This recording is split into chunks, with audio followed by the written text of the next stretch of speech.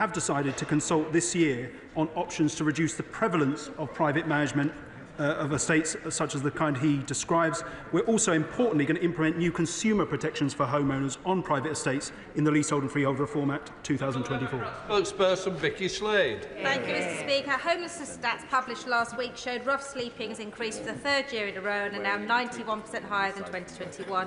Yet still, the Vagrancy Act has not been repealed and rough sleeping is still a criminal offence. In July 24, the Minister was asked for a progress report and advised consideration of relevant legislation was needed, but it's now more than 3 years since Parliament voted to repeal, so can she now give us a date when this will come into force?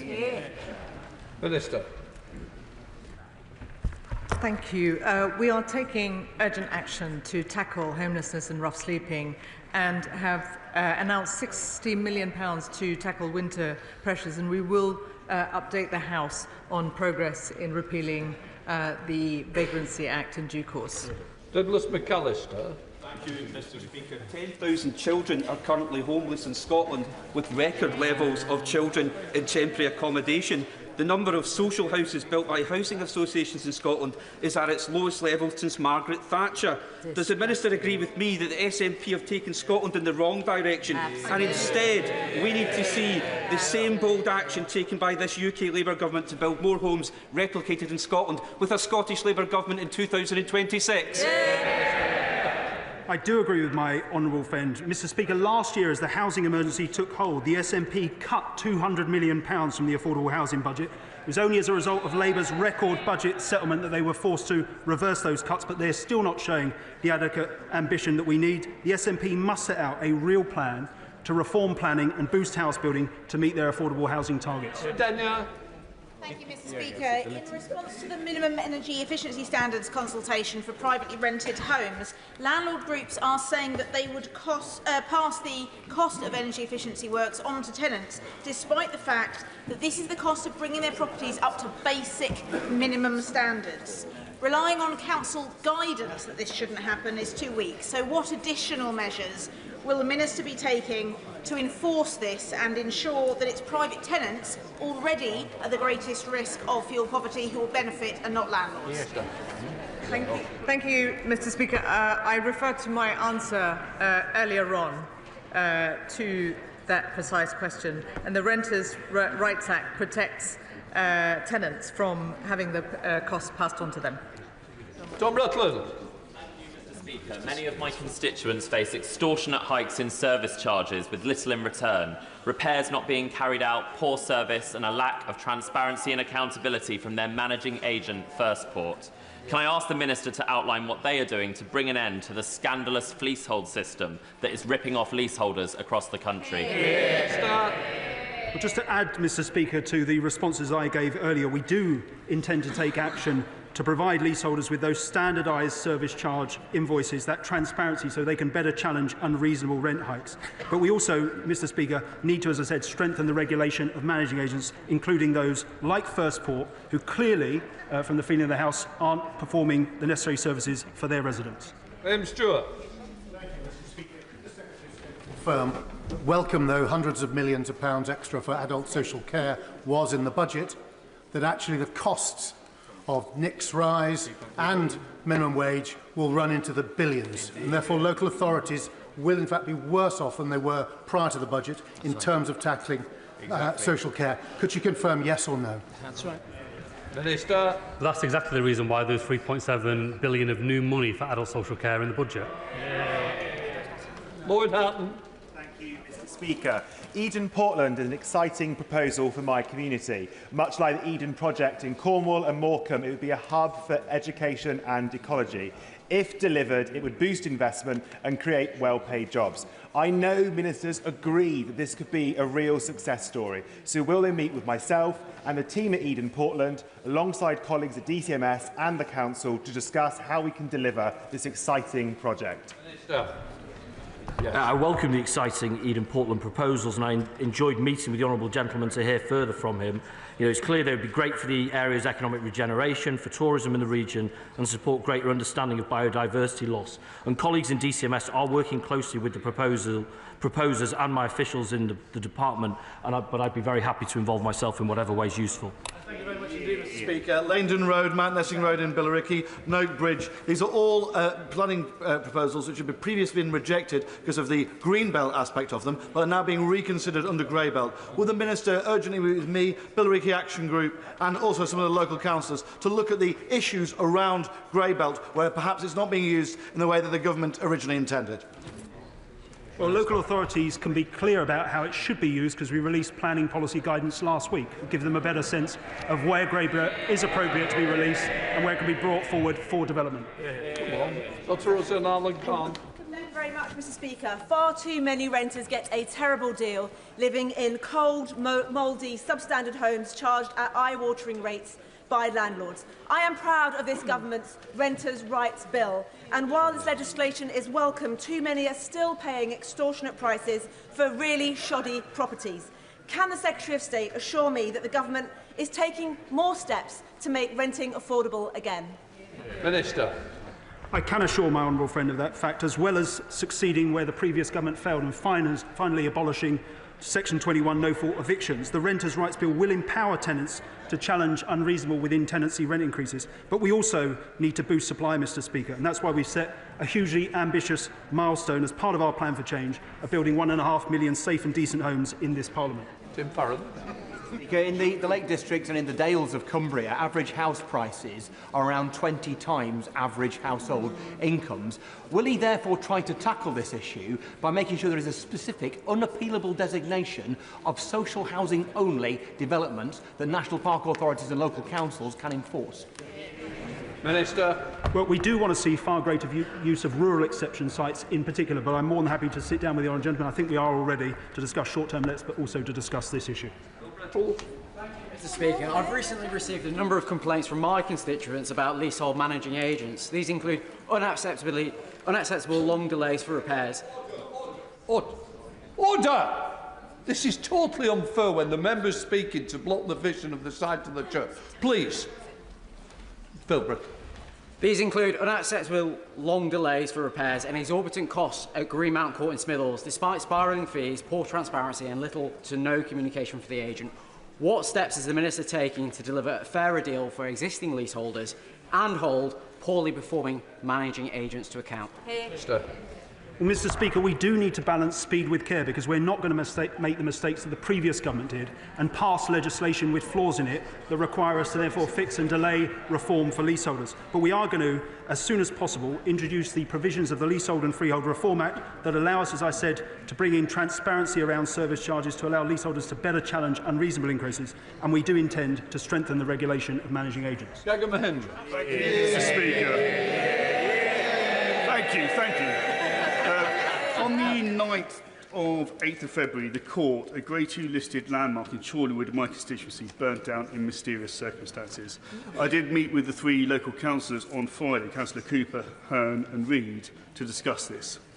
Without requiring the Minister to comment on this specific case, will she confirm that where listed buildings are destroyed without permission, there should be a presumption that they are rebuilt brick by brick as they were before the destruction? Minister. Well, Mr. Speaker, I'm sorry to hear about that particular case, and I'm happy to meet with him to get the details. But absolutely, listed buildings are a very important part of our landscape. Mr. Speaker, at nearly every single one of my advice surgeries, leaseholders in Stratford and Bow have told me appalling stories of disrepair, high service charges and no accountability from management agents, years after broken promises of reform by the Conservative government. I'm pleased about today's announcement on leasehold reform for new builds. But can the Minister give my constituents concrete action on what existing leaseholders can be assured of? Minister. Mr. Speaker, the publication of the Common Hold White Paper today does mark the beginning of the end of the feudal leasehold system. We are going to succeed where the previous government failed and bring that system to an end, but we are absolutely determined to provide immediate relief for leaseholders suffering from unreasonable and unfair charges at present. Question, Iqbal Mohammed. Thank you, Mr. Speaker. I rise to gently follow up on a critical request for urgent help that I made in November last year. In September 2023, Kirklees Council temporarily closed Dewsbury Sports Centre for safety reasons due to RAC. The centre remained closed until the 5th of November 2024, when the Council unilaterally decided to permanently close the centre without investigation. I raised this issue with the Secretary of State for DCMS, and I've written to the Prime Minister and the Treasurer and the Chancellor for assistance. Will the Deputy Prime Minister facilitate an update to me on this issue? Secretary of State. Well, Mr Speaker, the member makes a very important point around safety and RAC in our public buildings, and we're absolutely committed to do all we can despite the legacy that was given to us by the previous government, and I'll make sure he gets a meeting with the Safety Minister. I'll let the front benches change over.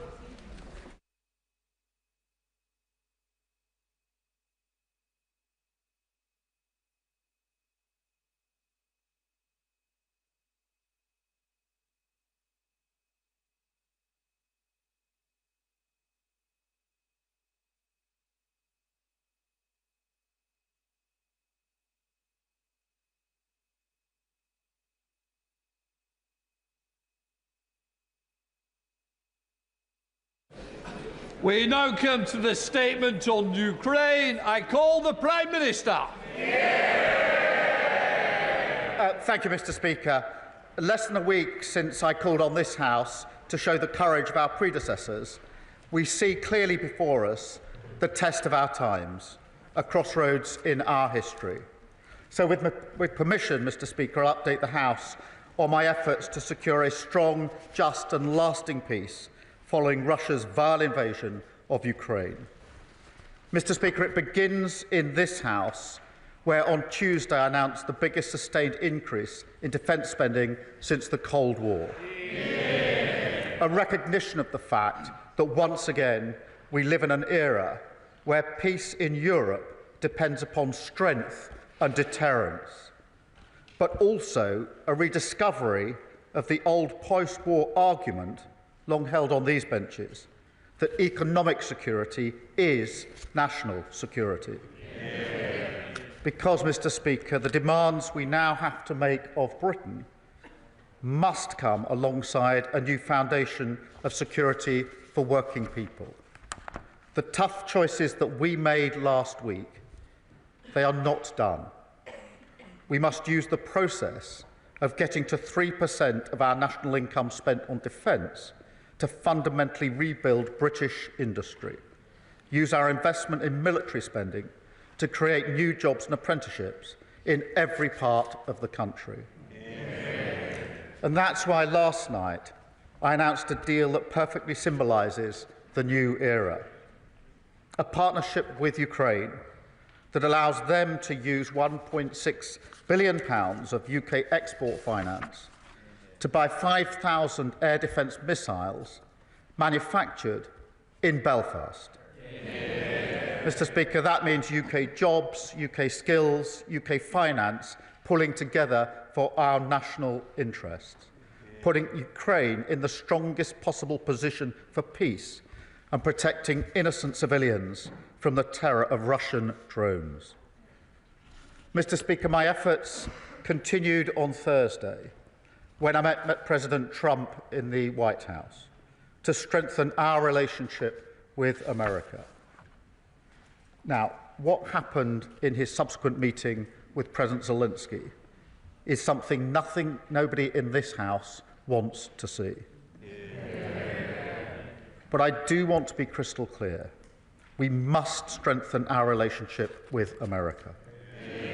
For our security, for our technology, for our trade and investment. They are and always will be indispensable. And we will never choose between either side of the Atlantic. In fact, Mr Speaker, if anything, the past week has shown that that idea is totally unserious. Because while some people may enjoy the simplicity of taking a side, this week has shown with total clarity that the US is vital in securing the peace we all want to see in Ukraine. So I welcome the opportunity for a new economic deal with the US, confirmed by the President last week, because it's an opportunity I'm determined to pursue. I welcome the positive discussions we had on European security, including his clear support for Article 5 of NATO. I welcome the understanding from our dialogue that our two nations will work together on security arrangements for a lasting peace in Ukraine. I also welcome the President's continued commitment to that peace, which nobody in this House should doubt for a second is sincere. Mr. Speaker, I now turn to the events of this weekend and the moving scenes that greeted President Zelensky as he arrived in London on Saturday. Yeah. Mr. Speaker, I saw for myself he was taken aback when the crowd in Whitehall cheered at the top of their voices, and they were speaking for the whole of our country. Yeah. A reminder that this government, this House and this nation stand in unwavering support behind him and the people of Ukraine. Yeah. Mr. Speaker, we resolved together to move forward the strong cause of just and lasting peace in Ukraine. And then on Sunday, I hosted European leaders from across our continent, equally committed to this cause, including President Macron, Prime Minister Maloney, the leaders of NATO, the European Commission and Council, and the Prime Minister of Canada, a vital ally of this country, the Commonwealth and Ukraine, responsible for training over 40,000 Ukrainian troops. I also had the privilege beforehand of speaking online to the leaders of Estonia, Lithuania and Latvia, each of whom, as close as they are to the front line with Russia, stressed the urgency of the moment. And, Mr. Speaker, it was a productive summit. Together we agreed a clear strategy that the United Kingdom, France and our allies will work closely with Ukraine on a plan to stop the fighting, which we will then discuss directly with the United States. It's a plan that has 4 clear principles, which I'll now share in full with the House. First, that we must keep the military aid to Ukraine flowing, keep increasing the economic pressure on Russia, and to that end, alongside our partnership on air defence, we're doubling down on military aid. Already this year, we've taken our support to record levels.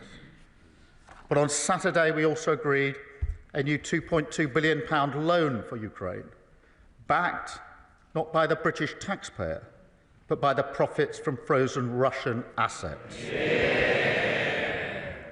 Second, Mr. Speaker, we agreed that any lasting peace must guarantee the sovereignty and security of Ukraine, and that Ukraine must be at the table when negotiating their future. That is absolutely vital. Yeah. Third, we agreed that in the event of a peace deal, we will continue to boost Ukraine's defences and Ukraine's deterrence. And finally, fourth, we agreed to develop a coalition of the willing, ready to defend a deal in Ukraine and guarantee the peace. Mr. Speaker, after all, the Ukrainian position is completely understandable. For them, the war did not begin 3 years ago. That was merely the latest and most brutal escalation. They have signed agreements with Putin before. They've experienced the nature of his diplomacy and the calibre of his word. We cannot accept a weak deal like Minsk again. Yeah. No, we must proceed with strength, and that does now require urgently a coalition of the willing. Mr. Speaker, we agreed on Sunday that those willing to play a role in this will intensify planning now. And as this House would expect, Britain will play a leading role, with, if necessary, and together with others, boots on the ground and planes in the air. Mr. Speaker, it is right that Europe do the heavy lifting to support peace on our continent. But to succeed, this effort must also have strong US backing. I want to assure this House I take none of this lightly. I've visited British troops in Estonia, and no aspect of my role weighs more heavily than the deployment of British troops in the service of defence and security in Europe. And yet I do feel very strongly that the future of Ukraine is vital for our national security. Russia is a menace in our waters and skies. They've launched cyber attacks on our NHS, assassination attempts in our streets. In this House, we stand by Ukraine because it's the right thing to do. But we also stand by them because it's in our interest to do so. Because if we do not achieve a lasting peace, then the instability and insecurity that has hit the living standards of working people in Britain, that will only get worse. And Putin's appetite for conflict and chaos, that will only grow. So a strong peace, a just peace, a lasting peace, that has now to be our goal. It is vital, it is in our interests, and its pursuit, Britain will lead from the front for the security of our continent, the security of our country, and the security of the British people. We must now win the peace. And I commend this statement to the House. I come to the Leader of the Opposition, Kemi Bedrock. Mr. Speaker, I thank the Prime Minister for advance sight of his statement and also for our conversation earlier today. The United Kingdom is a free, democratic and sovereign country. We recognise that Ukraine is fighting for her survival and fighting to have the same freedom, democracy and sovereignty which all of us here enjoy. That is why both the opposition and the government are fully committed to supporting Ukraine and President Zelensky. I was also glad to see His Majesty the King welcome President Zelensky at Sandringham. As I said at the weekend, President Zelensky is a hero. He is a symbol of the bravery of the Ukrainian people. There are, of course, many areas where the Prime Minister and I disagree, but now is the time for us to discuss where we do agree. I welcome all of his actions this weekend to convene European leaders, as well as the focus on economic security using UK export finance to support British jobs. As the Prime Minister knows, we welcomed the uplift in defence spending to 2.5% of GDP by 2027. We also support the use of foreign aid to achieve this. We welcome a commitment to reach 3% in the years ahead, and we will support him in taking difficult spending decisions, including on welfare. And we will return to the details of how the government will fund this in the near future. But for now, it is right that the Prime Minister is working with allies in Europe and with the United States to bring peace to Ukraine and not a surrender to Russia. As part of this, the Prime Minister has suggested that British troops could be deployed in Ukraine. There are obviously a range of possible options for what such a deployment could look like, and we are keen to work with the government, but we will need details of any such plan. This will be a difficult but significant step.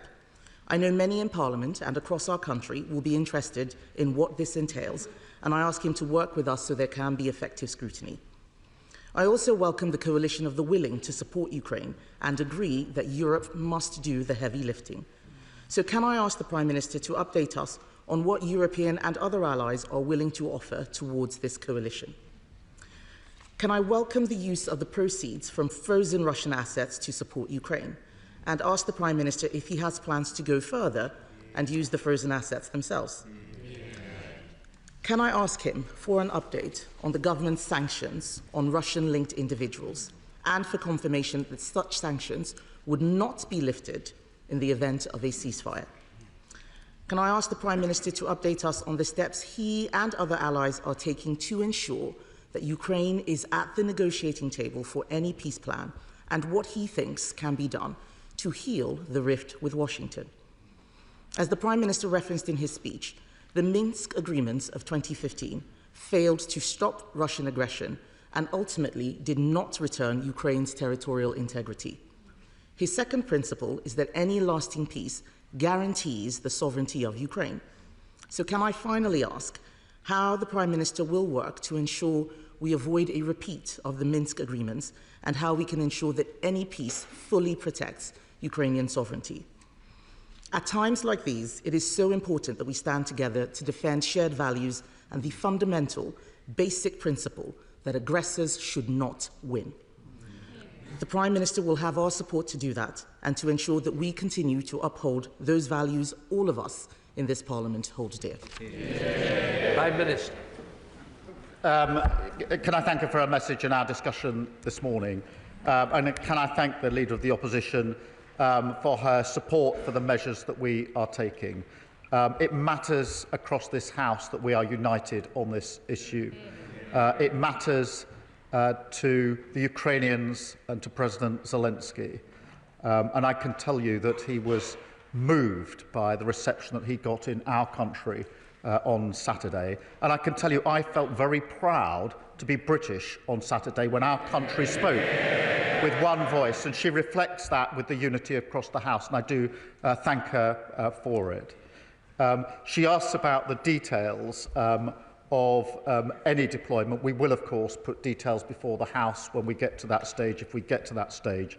And as I mentioned to her this morning in our phone call, I will make sure that she gets whatever briefings she needs to be able to look at the detail before it's put before the House, so she's fully informed.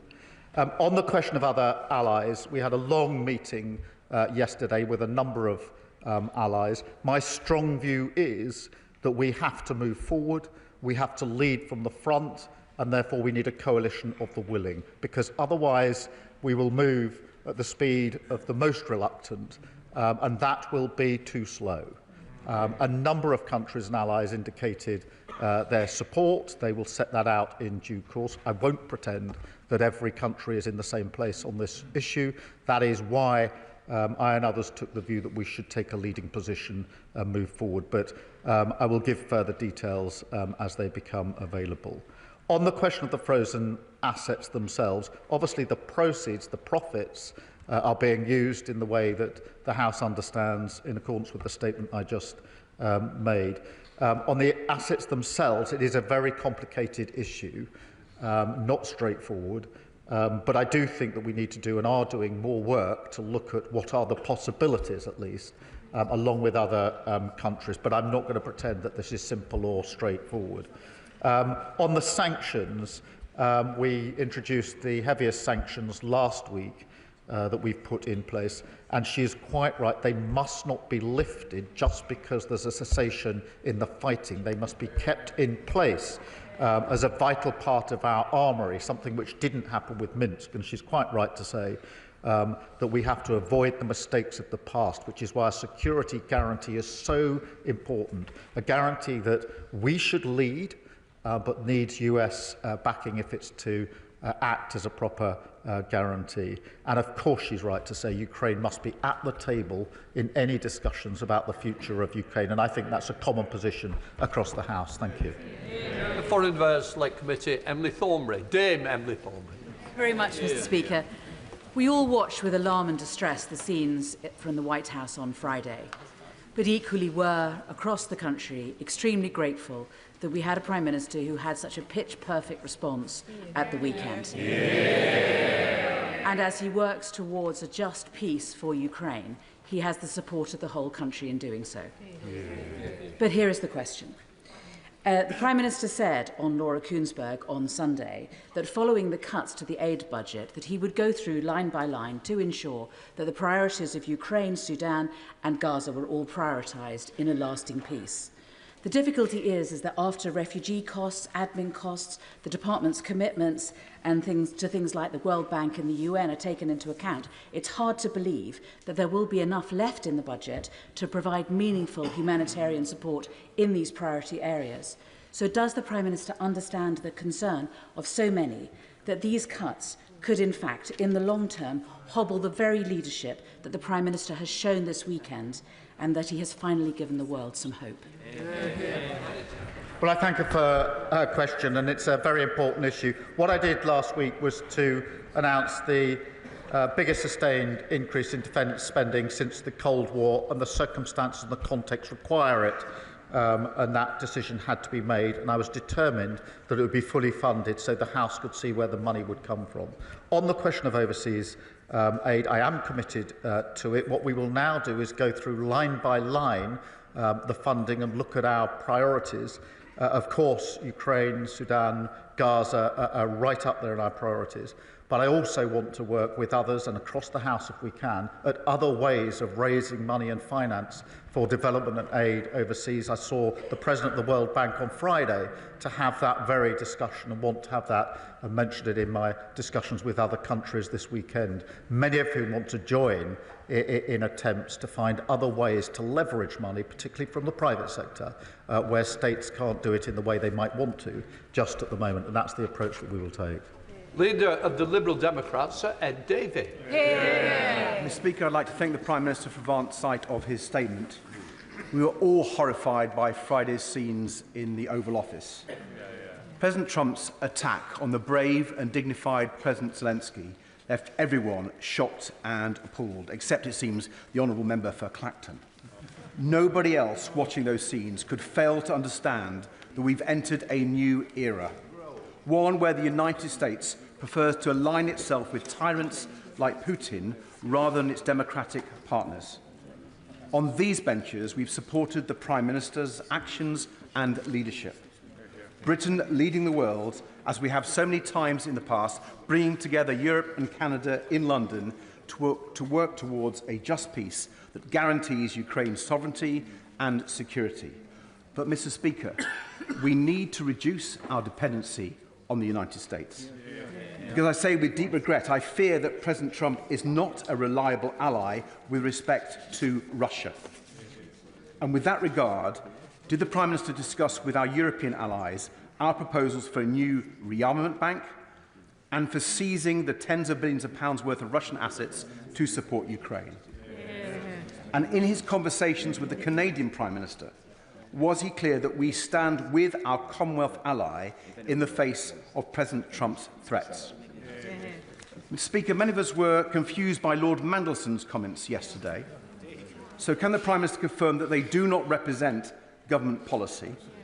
And does he agree that the British ambassador should not be freelancing on American TV? Mr. Speaker, the Prime Minister will have our support if the UK continues to lead with our European and Commonwealth allies for Ukraine's defence and our collective security. I thank him for his question, and he talks about the scene on Friday afternoon. Nobody wants to see that. My response was to recognise the urgency of the need to repair the breach, which is why I spoke to President Trump and President Zelensky on Friday night and again on Saturday night, and are continuing in that work, because for me the single most important thing is lasting peace in Europe and Ukraine, and nothing is going to deter me from that or lose my focus on that. On the dependency on the US, I don't agree with him.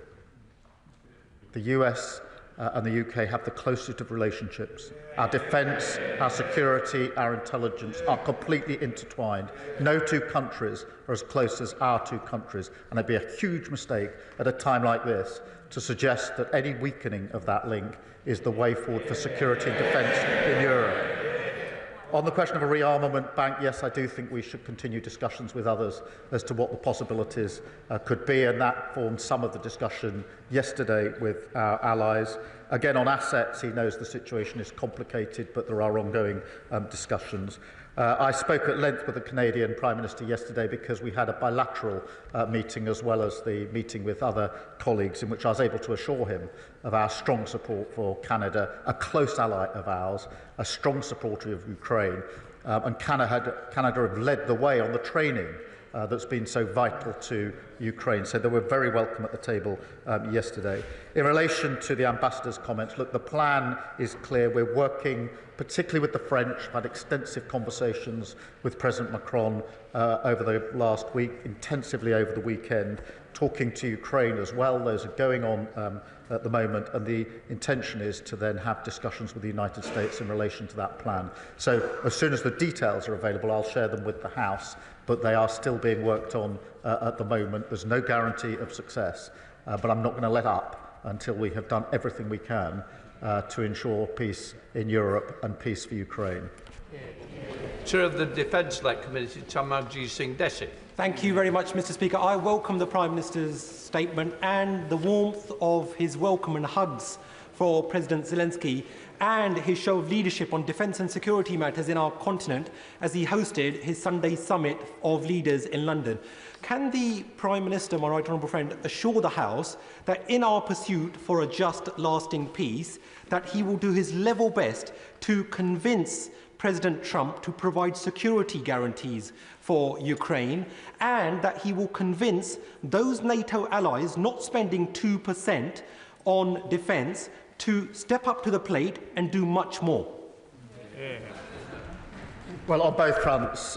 Firstly, yes, of course, I'm talking to President Trump about security guarantees. That formed a large part of our discussion on Thursday and our subsequent discussions. I think it is right that Europe does the forward-leaning on this, that we have to do more on security guarantees, but it does need a US backing to those guarantees, and that is the very discussion that I'm having. On the question of spending, I think that across Europe, in this era, we now have to step up on capability, coordination and on spending, and that did form part of our discussions yesterday. James Cleverly. Thank you, Mr. Speaker. I find myself in the strange and rather uncomfortable position of very much agreeing with the Prime Minister on everything he has said today. And whilst I often take great delight in criticism of the government, I think this weekend he has not really put a foot wrong. But he does need to go further. The small increase in defence spending that he announced was welcome, but fundamentally we do need a gear shift on this. I would echo the points made by my right honourable friend, the Leader of the Opposition, that when, and it will be when, not if, he has to make some really difficult decisions about balancing defence spending against domestic expenditure, that we will not try and play politics, that we will support him, because we need to send a message now to our friends in Ukraine and to potential aggressors around the world that we take our defence, the defence of our values and the defence of our friends seriously. Well, I thank him for the unity across the House, and he's absolutely right. It sends a message to those who want to challenge our values when they see this House united on either Ukraine or on defence spending. And we have to face this era with confidence and with unity across this House wherever we can. I'd invite him. It's been good to have him agreeing with me. We should do this more often. Alex Sobel. Thank you, Mr. Speaker. I'd first of all like to thank the Prime Minister for the leadership he showed pulling together all our allies yesterday in London and acknowledging the bravery and sacrifice of the people of Ukraine. I was in Ukraine last week. I met with the Mayor of Kharkiv, a frontline city of 2 million people undergoing daily attacks and blackouts from Russian forces. He told me that they had a power project that had been cancelled at short notice, funded by USAID, generating 11.2 megawatts, which would shore up their energy pipeline. Now, where others have stepped back, will we step forward and support projects like that, either from Russian assets or our own aid budget? Well, the whole power supply is hugely important in Ukraine. Let's face it, power and energy has been weaponised by Putin. That is why he's attacking the power supplies to communities across Ukraine. And of course, we will work with them to ensure they have the security and the power supplies that they need as we go forward. Farrell of the House, Edward Lee. Our enemies should know that our Prime Minister has 100% support from us. I noticed in Moscow they're referring to the small size of the British Army. Perhaps the Prime Minister could remind them of what the Kaiser said in 1914 about the contemptible little British Army. And will he tell the President Putin and other tyrants that our army, the most professional in the world, is quite capable of giving as good as it gets? But to continue the historical illusion, as in 1939, if we do stand up to the mark with the French, it's best to have a security guarantee from the Americans. Well, I thank him for his unity, because that is really important. And I think I speak for the whole House in saying we're very proud of our armed forces in everything that they do. They are at the leading edge. They're playing a key part in Ukraine, and they will continue to play a key part in the security and defence of Europe. Dr. Rosanna Allen-Carr. Oh, thank you very much, Mr. Speaker. Can I congratulate the Prime Minister on bringing European leaders together at the weekend and for setting the record straight with JD Vance on the issue of free speech. President Zelensky is resilient and brave, just like the nation that he represents. And in the second week of the war, when I went to Ukraine with my medical team, we could see firsthand that there was absolutely nothing that the Russians will not do. So can the Prime Minister promise that our support will not waver and he will continue working closely with our European allies to make sure that we bring about peace in Ukraine? I can give her that assurance. We will not waver. We will work with our allies.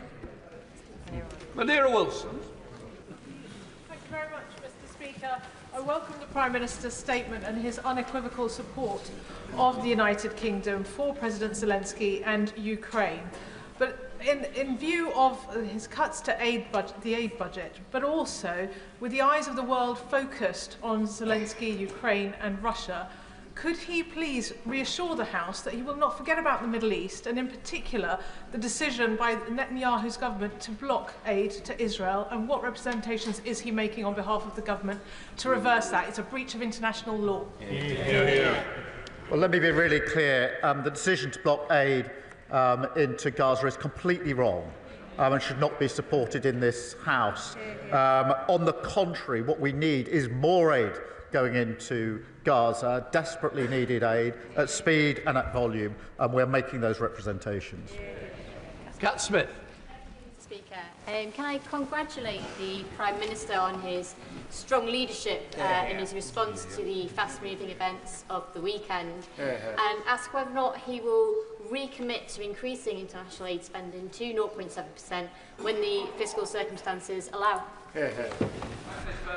Yes, I do want to restore aid and development funding as soon as fiscal events allow. It's a principle I believe in. I'm proud of what we've done. In the meantime, I want to explore with others what other levers we can have to increase aid and development without necessarily increasing the spend within the government budget.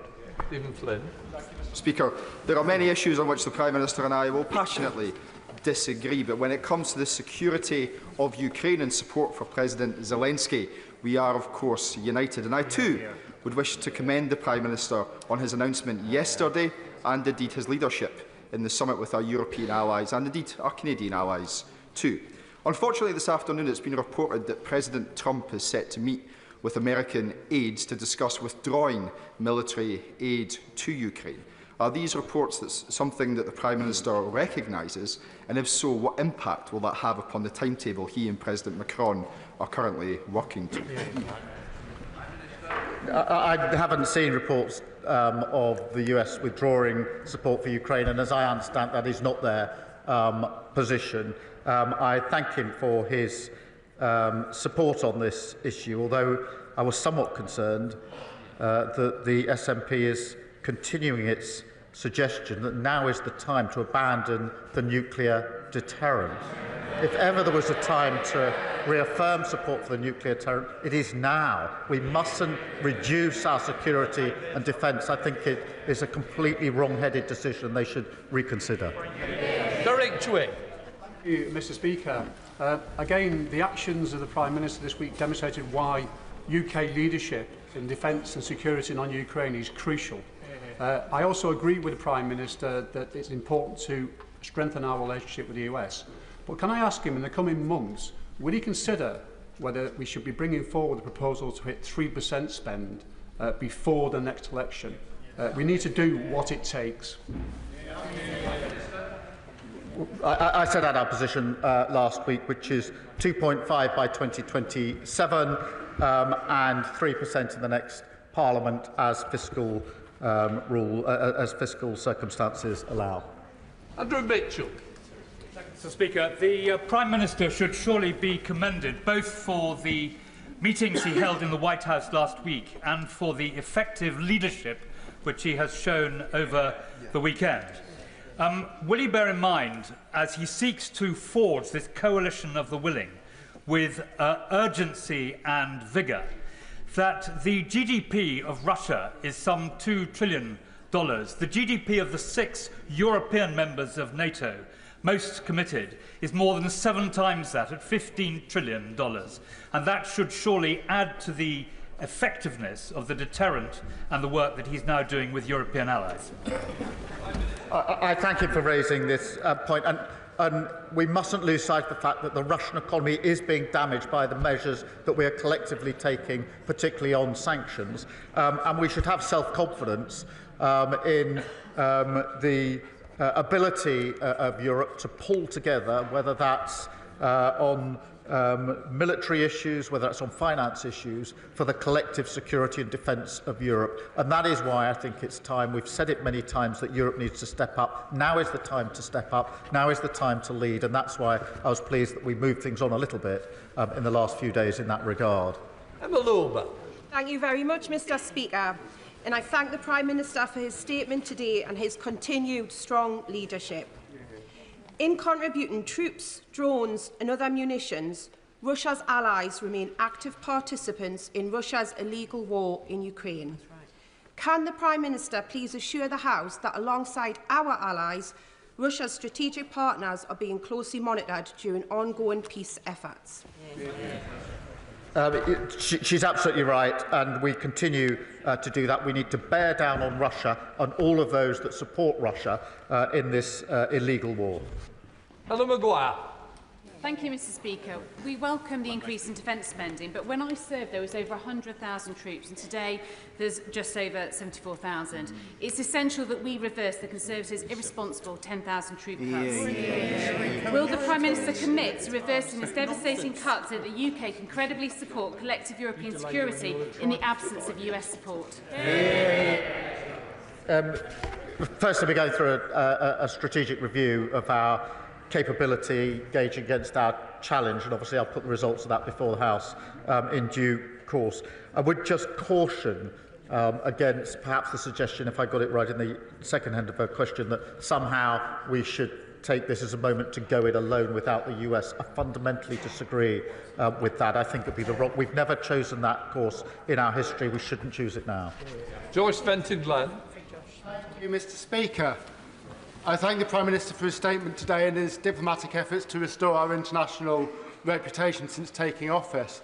But can my right honourable friend confirm the basic principle that no decision can be made about the future of Ukraine without their elected leadership in negotiations, and that any ceasefire must be adhered to by Russian aggressors and not just the Ukrainians? I agree on both propositions. Ukraine needs to be at the table. There have to be security guarantees, because we know from history that Putin does not honour agreements that don't have security guarantees. That's precisely why we need one. Tom Tugendhat. Thank you, Mr. Speaker. May I join those echoing the call to thank the Prime Minister for his leadership over these recent days. He has definitely spoken for Britain when he's spoken on the world stage. May I ask him to join me in thanking those parliamentary staffers who, while he was doing that, were driving aid to Ukraine. And may I ask him, he's brought together, quite rightly, a coalition of European and NATO partners. Is he working on those further afield? As he knows very well, Australia has already donated Bushmasters, and many are concerned about Iran's support for the Russians through their Shahed drone programme. Is he reaching out to the Middle Eastern allies as well? Can I first thank the parliamentary staffers who've done such significant and important work. On his important question about reaching out beyond Europe, I agree with him. We are doing that. This needs to be as broad a coalition as we can put together, with different capabilities, each country making whichever contribution is the most significant from their point of view. And I thank him for his support and over the weekend. Berrigan. The Prime Minister deserves plaudits for the skillful way in which he has handled his visit to Washington last week, as he does for the resolve that he's shown to stand against Russia's illegal invasion of the sovereign state of Ukraine. Surely, though, this was a moment to accept that the post-war international settlement has now been fractured, and that the necessary rise in defence spending should be achieved by changing the fiscal rules, not by cuts to international aid, which will only see more people slain by famine, drought disaster and war. The reason that we will not change the fiscal rules is that we need economic stability. We experienced economic instability only a few years ago under Liz Truss. The loss to our aid budget and all budgets would be far more profound if we go back to instability, and I'm not prepared to do it. Nigel Farage. Thank you. It may be a great irony that a Remainer Prime Minister used Brexit freedoms as effectively as he did yesterday. Indeed, as Number 10 briefed, we are now in a unique position compared to the rest of Europe, and yesterday was a triumph. I also applaud him making such positive words about President Trump and our relationship with America, even if nobody behind him agrees. But here's the key. President Zelensky has now accepted that he's going to sign the minerals agreement with America. And America's going to put in $100 billion or whatever it is, and thousands of Americans will be in Ukraine. Is that of itself enough of a security guarantee? No. Or does it mean that we need to send British troops? And if we do, given the size of our army, how many? The mineral deal is not enough on its own. But can I just remind him, Russia is the aggressor. Zelensky is a war leader whose country has been invaded. And we should all be supporting him and not fawning over Putin. Joanna Baxter. Thank you, Mr. Speaker. I welcome the Prime Minister's statement and can I congratulate him on the excellent leadership he's shown on the international stage. Does my right honourable friend agree with me that for any lasting peace to be achieved in Ukraine, Russia must return the 19,546 children that they have stolen from Ukraine? Well, I thank her for raising this issue because this is absolutely crucial. It's a moral outrage that these children have been taken, and of course we must ensure their safe return, and that has to be part of any discussion. But she's quite right to raise it. We should do so more often. Sir Roger Gale. Mr. Speaker, the Leader of the Opposition has quite rightly and properly shown her support for the Prime Minister's position, and I hope that he'll take comfort from the fact that he has the support of at least these backbenchers as well. Mr. Speaker, those of us who have had, in my case, through the Council of Europe, dealings with the Russians, know only too well that this administration, Putin's administration, cannot be trusted. And that security guarantees, therefore, are absolutely vital if we are to succeed in a peace agreement and not a surrender. A surrender would lead to the inevitable further extent of activities in Georgia and Moldova, and then possibly in the Baltic states as well. Is that not right?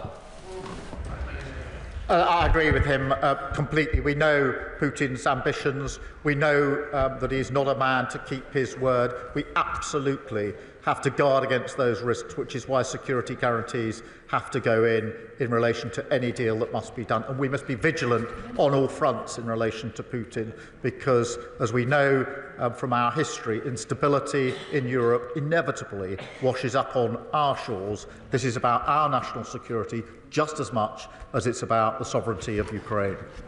Oliver Ryan. Thank you, Mr. Speaker. Can I praise in the strongest possible terms the Prime Minister's strong and pitch-perfect leadership, particularly when it's come to the defence budget increase and his statesmanship through this difficult time. He's spoken for the nation and indeed been the leader of the free world this past few days. While this negotiation is ongoing and Ukraine is still being bombarded, will he make sure that our partnership with Ukraine goes deeper, that they still get the drones, the planes, the arms that they need to make sure they can stay at the table while he's making his deal? He makes a very good point, which is peace through strength.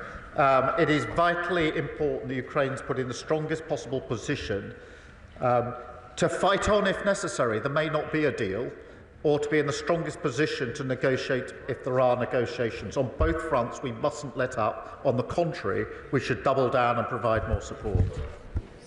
Sammy Wilson.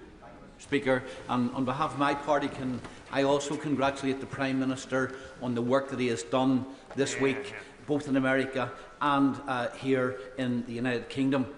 He has made a commitment to putting support to Ukraine for defend any peace agreement. But given the state of our armed forces and the overstretched nature of those forces, how sure is he that he can deliver on that commitment? And does he not agree that there needs to be a continued role for America in the defence of democracy against terrorising tyrants? Well, I thank you for his question and for his support. I do have confidence that we have the necessary capability. I don't take these considerations lightly. He's absolutely right that we should do this in conjunction with the US, working in the way that we have for many decades now, that has ensured peace here and in Europe. We should continue to work in that way. Muraz, Mr. Speaker. I'd like to thank the Prime Minister's careful and considerate leadership this weekend. Does he agree with me that Putin will feast on Western division, and the only people smiling on Saturday were people in Moscow, Tehran and Tbilisi, and that at this delicate moment it is vitally important that every corner of this House continues to show the united front that the country expects and the House has shown over the last 3 years? I agree with him. Putin does feast on division, and when I was leader of the opposition, amongst the reasons I supported the then government was because Putin would have been the only winner if there was division in this House, and that's why I commend the leader of the opposition, the party opposite, for continuing that unity, because it demonstrates to Putin that we're a united House on this issue. Sir Bernard. Thank you, Mr. Speaker. Can I just point out that President J.D. Vance seems to be in favour of free speech, but not free nations.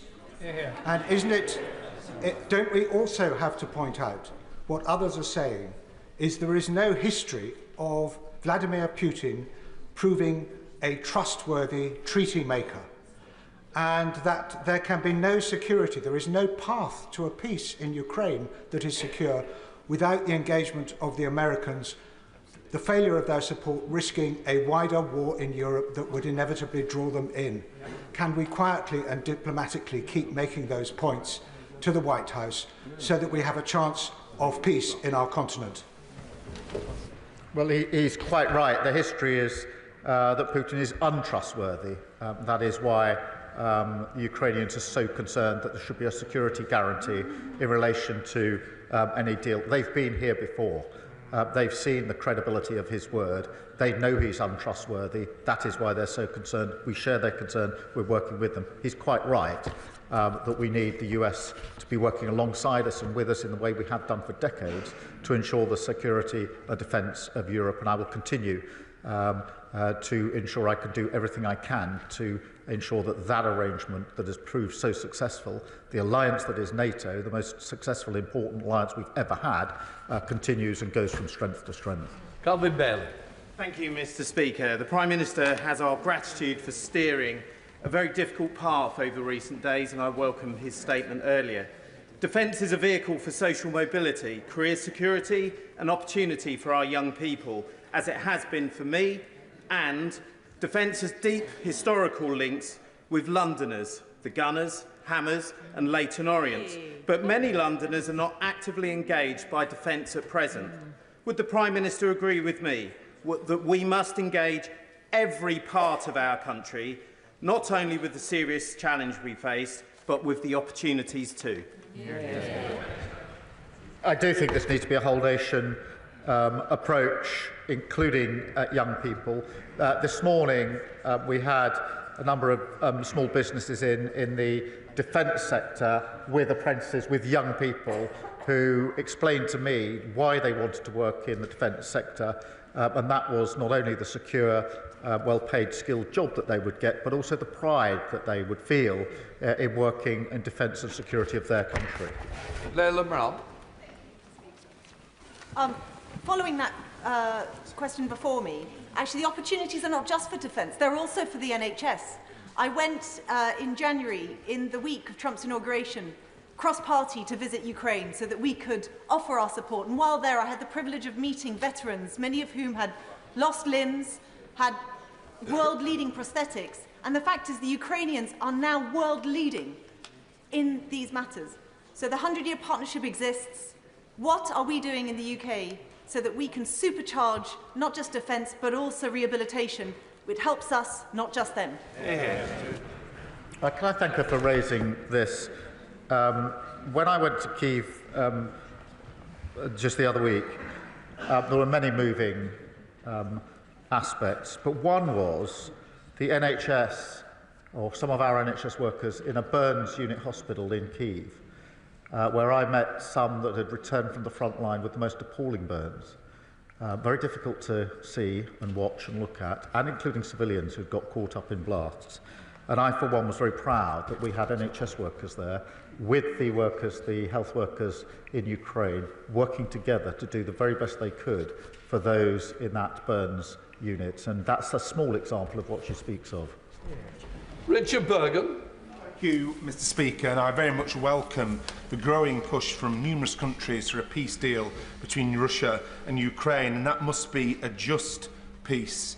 Too many lives have already been lost following Putin's illegal and brutal invasion.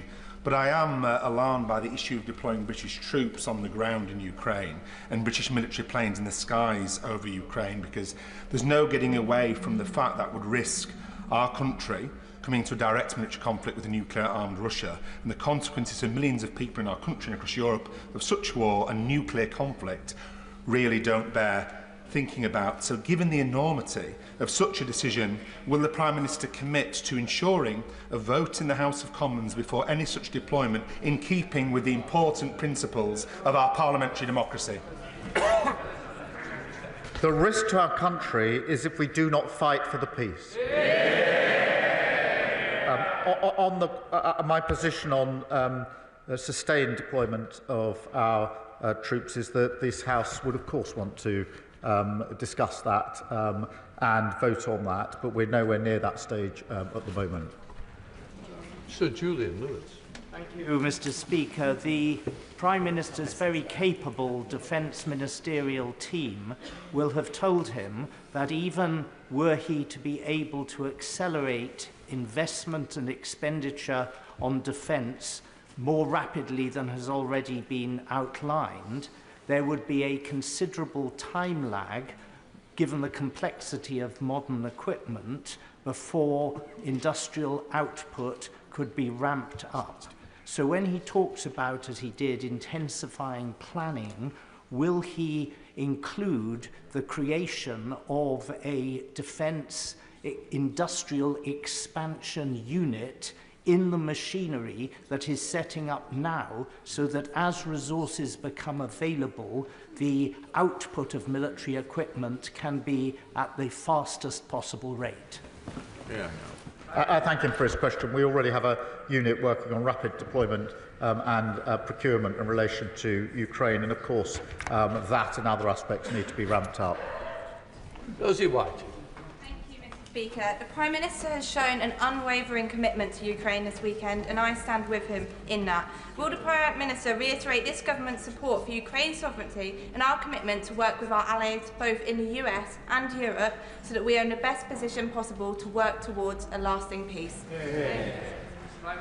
Well, I thank her for her question, and I agree with the sentiment. We will work with our allies and with the US towards the security and defence of Europe. Dame Harriet Baldwin. Thank you, Mr. Speaker, and can I thank the Prime Minister for his statement, but also for the hard yards that he is putting in at the moment for our national security. May I suggest another angle that the House would appreciate an update on, and that is last year the Treasury Committee did an inquiry into Russian sanctions. We received evidence that Russian hydrocarbons are still ending up in the UK. So could he explore the idea of improving our national security by making sure that the oil and gas that we consume in this country comes predominantly from this country? She's right, and our energy independence is hugely important, and I think the last 3 years have shown that we're far too exposed. And on the question of the sanctions and hydrocarbons, obviously we'll look closely at it. Louise Jones. The beautiful weather at the weekend brought with it the promise of spring and hope, and I hope the PM got at least 2 minutes outside to enjoy it. But I'm afraid the same weather in Ukraine would be greeted with dread by the soldiers on the front line, who know that the improving weather will bring an intensification of war. Will the Prime Minister commit to ensure that the SDR takes into account his commitments, so that we can ensure that there is an excellent security guarantee that ensures that Ukraine can once again greet the spring with hope? Well, she's right about the impact of the weather on the conflict in Ukraine. I have to say I'm always struck by the resilience of the Ukrainians, both on the front line but within their civilian population. After 3 years of long conflict, their resilience is humbling. Adrian Ramsey. Thank you, Madam Deputy Speaker. On behalf of the Green Party, can I welcome the Prime Minister's strong support for Ukraine, his work for peace, and his commitment that there should be no decisions about Ukraine without Ukraine. But given the scenes that we saw in the Oval Office on Friday, which people across the country will be aghast at, given the bullying tactics of President Trump and the fact that Trump clearly views this as a business opportunity, how will the Prime Minister ensure that the interests of Ukraine remain front and centre of the peace deals? By picking up the phone to President Trump and President Zelensky and making sure that we can focus on what matters most, which is lasting peace in Ukraine. Nashaba Khan. Thank you, Madam Deputy Speaker. The Prime Minister rightly reaffirms our commitment to our national security. And while it is regrettable that the foreign aid and the soft power that goes with it will for a time being see a reduction, does the Prime Minister agree that without the necessary hard power to back what we say on the world stage, the impact of our international aid would be diminished in any case? And can he outline how increased investment in defence strengthens both our armed forces and our ability to support Ukraine effectively? Well, I agree with her on the points she makes, in particular our ability to support Ukraine in a number of different ways, but it is important that we take these steps. Jeremy Hunt. Thank you, Madam Speaker. I also strongly support the considered approach the Prime Minister is taking to dealing with a powerful US President with whom we might not always agree, but with whom we can and must work very closely.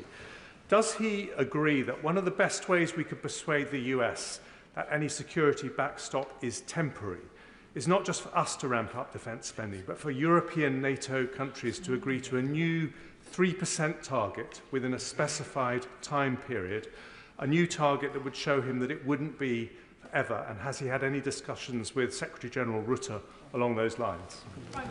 Well, can I thank him for his support? I really do appreciate it. On the question of European defence spend, yes, we do need to ramp up, and that is the discussion that's going on at the moment. And I am in near constant discussion with Mark Rutte at NATO on this issue and many others, as he will appreciate over the last few days. Jonathan Brash. Thank you, Madam Deputy Speaker. Can I thank the Prime Minister for his leadership over the last week?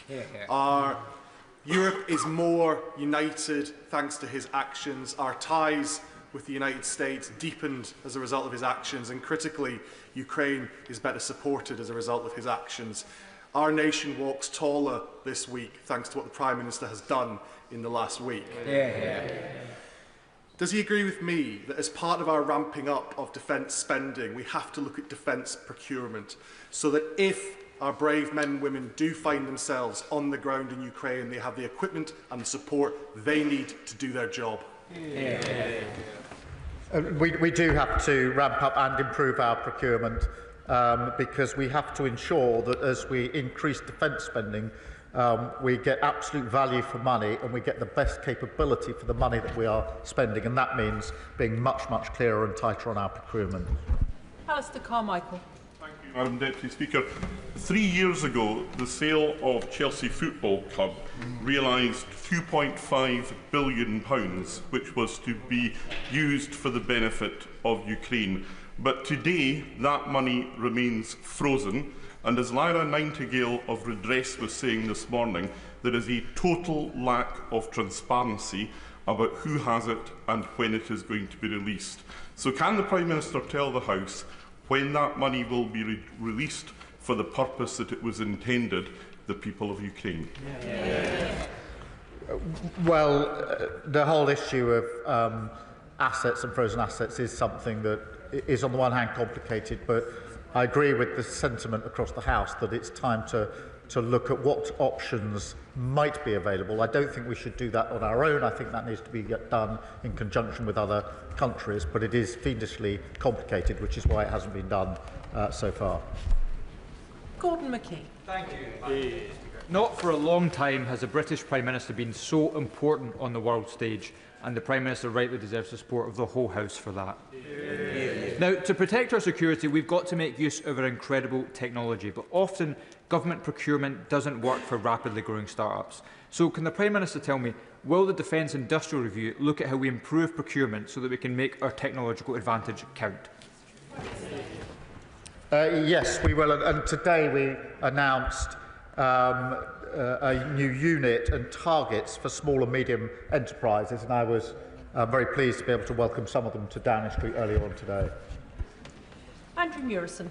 Madam Deputy Speaker, I have the honour and privilege of representing a very large number of servicemen and servicewomen and their families, and they will be looking at this very anxiously indeed. Whilst they always stand ready to do their duty, would the Prime Minister agree with me that it would be utter folly if the United Kingdom or France or Norway or Canada sent their sons and daughters into harm's way without all necessary security guarantees from the United States? I do agree with him, and that's why I'm working so hard on security guarantees that are worthy of the name.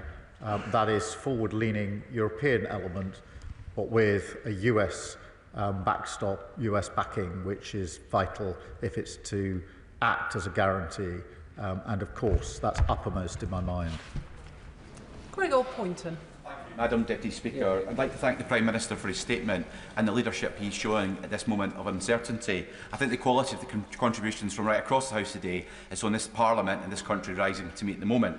That's why it was so disappointing, but perhaps not surprising, the Westminster leader of the SNP chose this weekend to make such juvenile and childish statements. Does he agree with me that the SNP's leader's juvenile post on social media, or his party's fundamentally unserious approach to our nuclear defence and deterrent, shows that SNP cannot be trusted on the serious matter of the nation's defence? Look, I mean, different people will respond in different ways. Some will take to the keyboard as warriors. I picked up the phone to world leaders to try and resolve the situation. Liz Saville-Roberts. And working together with our European partners is essential for security, stability and peace. Plaid Cymru commends diplomatic initiatives over the weekend. Boosting defence spending shouldn't be at the expense of international aid or public services starved of resources. The Prime Minister talked of Tory fiscal failures, but protecting peace now calls for a bolder vision. Under what circumstances would he commit to look again at the fiscal rules to ensure that the UK can responsibly invest in defence, humanitarian commitments and public services? I thank her for her question. I do understand her concern. As I explained to the House last week, this was not a decision I wanted to take, but the defence and security of Europe required us to take the decision on defence. On the fiscal rules, I do think economic stability is vitally important. If we lose that, we will lose far more out of all our budgets. But I would and will work across the House on whatever ways we can to increase development aid, notwithstanding the budgetary constraints, and that's why I spoke to the President of the World Bank on Friday to have that very discussion. I think there's discussions to be had with other countries, with other institutions, and actually innovation and discussion across the House, I think, would be a valuable part of that exercise, because the principle behind her question is the right one, which is that we must support international development and aid. Tulip Siddiq.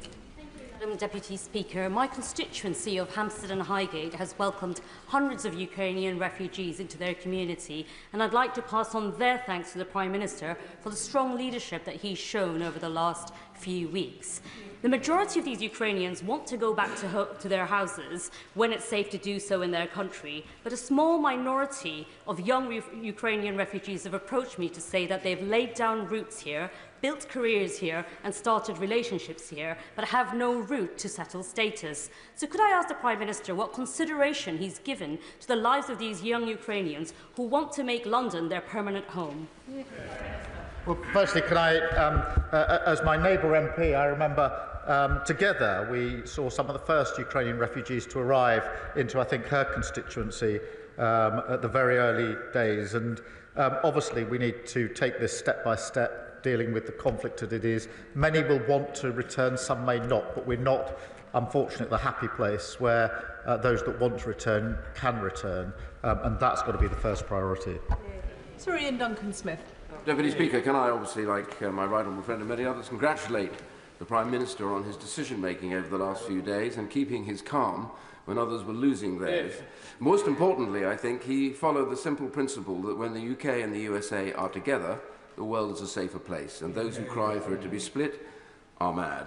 It's as simple as that. Can I also say to him, when he's talking to the American President, could he possibly just raise as a nudge why Ukraine is important on a wider scale? We know now that as part of the deal with North Korea, the Russians have been handing subsea ballistic missile technology, very advanced, to the North Koreans. That will bring the whole of the United States within the target area for missiles. Reminding him that might say this is important. And finally, I simply say to him on this one point. The coalition of the willing, no matter how big it is or how powerful, cannot succeed if Russia's demand for the complete demilitarization of the Ukrainian forces exists. They must be allowed to stand with their arms in case this breaks down again. Well, on both, I mean, on the North Korean element, this is a significant development, and it expands the threat and the risk, and we all need to see it in those terms. On the question of Ukraine's sovereignty and security of Ukraine has to be at the heart of that, and part of sovereignty is deciding for yourself what your defence capability is, and we mustn't lose sight of that, because security guarantee is not just what the Europeans or the US do, it also Ukraine's ability to defend herself as a sovereign country. She should be able to do so. Bill Esterson. Madam Deputy Speaker. The Prime Minister was right to say in his statement that economic security is national security. The same is true of energy security, as we see in the way the Clean Power Plan is set up. So can I encourage my right honourable friend to use the success we have in this country in developing alternative energy technology to support Ukraine in giving it energy and national security, while we do the same here? Energy security in Ukraine is hugely important. It's being attacked every day, and that is why it's so vitally important that we help Ukraine defend its own energy arrangements, but also work to a lasting peace which allows them to prosper and thrive in the way that we all want in Ukraine. Vicky Slade. Deputy Speaker, I welcome the Government's commitment to increasing defence spending, but I am troubled by it being done entirely on the back of the Overseas Development Aid budget, and I hope he'll keep an open mind into alternatives. And it was reassuring to see the uplift in the air missiles explicitly being linked to British jobs in Northern Ireland. So what assurance can he give that defence spending on new equipment, be it weapons, kit and tech like drones and IT, will be focused on UK manufacturing and innovation, so boosting British growth? Well, I thank her for a question, and I'm really pleased that the announcement we made over the weekend was for jobs in Belfast. Hugely important, and that's the model we should follow, that as we ramp up defence spending and capability, we should be looking predominantly at that supporting UK jobs, UK economy, and the secure, skilled jobs that go with it should be in our economy, because economic security is important in the UK, just as defence and security is important. Stella Creasy. Thank you, Madam Deputy Speaker. Can I join with those thanking the Prime Minister for setting out how clearly the safety of the world relies on this moment and the future of Ukraine. And Madam Deputy Speaker, I, for one, am saddened that the member for Clacton is no longer in his place, because he might learn a thing or two, given that his previous advice to Prime Ministers was that President Macron, when he was elected, would loathe us and would be anti-British. How out of depth and out of touch with the British national interest that advice is, given the coalition that the Prime Minister is building and the concern that all of us have to use resources effectively. Could he tell us a little bit more about what conversations he's had with our European allies about how we can reduce the duplication of effort involved in the plans going forward, please? Prime Minister. Well, I thank her for a question. I do think it's important we work with our European allies, whether that's ramping up spending or capability, but the point she makes about coordination is also important. We have to learn the lessons of the last 3 years. Many European allies and others have provided capability to Ukraine, but it hasn't been coordinated enough. And our collective security and defence, to my mind, requires that we coordinate our efforts much more closely as well. Sir John Whittingdale. Thank you, Madam Deputy Speaker. Does the Prime Minister share my concern and sadness that any settlement appears to involve acceptance of the Russian occupation of parts of the sovereign territory of Ukraine? And will he recognise that the Baltic nations will now feel even more exposed? And while I welcome his telephone conversations with the leaders at the weekend, can he give an assurance that they will be at the table for any future discussions of European security? On the question of territory, obviously there's discussions to come, but I take the tenor of what he says. On the Baltic states, I mean, he's right. I was over at the GEF meeting in Estonia just before Christmas to have discussions with them. I've been to the front line in Estonia twice now, where we've got British troops. They feel very immediately the threat for very obvious reasons. I spoke to them yesterday morning at some length, and I assured them that we need to look at the configuration again when we have meetings of European and other allies to make sure the Baltic states are properly represented, because for them the threat is very, very clear and very, very near. David Burton-Sampson. Thank you, Madam Deputy Speaker, and I thank the Prime Minister for his statement and his outstanding global leadership that he's showing on this issue. I too have returned from Ukraine last week after 5 days, and the one consistent message the Ukrainian people I met gave me, from residents to soldiers to businesses to politicians, was their immense gratitude for the leadership and support that the UK have shown since day one of this illegal war. Does the Prime Minister agree with me that now is the time that we remain resolute as a House for the sake of the Ukrainian people, and that our 100-year partnership between our two countries is now more important than ever? The 100-year partnership signals the depth of our relationship. I too have heard those thanks for leadership, and I think it's right that I paid tribute to the party opposite for the leadership that they showed from the very beginning of this conflict, which I was able to follow as leader of the opposition. George Freeman. Thank you, Madam Deputy Speaker. Could I add my voice to those congratulating the Prime Minister on the way he's conducted the last week and the policy, which I think enjoys, if not unanimous, largely unanimous support in this House. I gently point out to the member for Clacton, our enemies watch this chamber, and speaking with one voice is very important, and I congratulate also the Leader of the Opposition. Does he agree with me that, as well as willing the means, the ends, we need to will the means? And could I ask gently at what point he thinks, the Prime Minister thinks he'll be bringing forward a business plan, a proposal for how we fund what is likely to be 50, 60, possibly more, 70 billion over the next 5 to 10 years, so that our threat, our military threat, is credible, serious, and something we can actually afford? As soon as we've got any details around plans, I will bring them to the House with the details so they can be fully discussed, because this needs to be not just a short-term response, but a much longer-term assessment of how we ensure that Europe is kept safe and secure. Jacob Collier. Deputy Speaker, can I thank the Prime Minister for his continued leadership on the world stage? And these past few days, I've felt particularly proud to be British, so can I thank him for that? The government is rightly already using frozen Russian assets to fund Ukraine's defence and reconstruction. But can I ask the Prime Minister what further actions are being considered to ensure that Russia pays the full financial cost of its illegal invasion?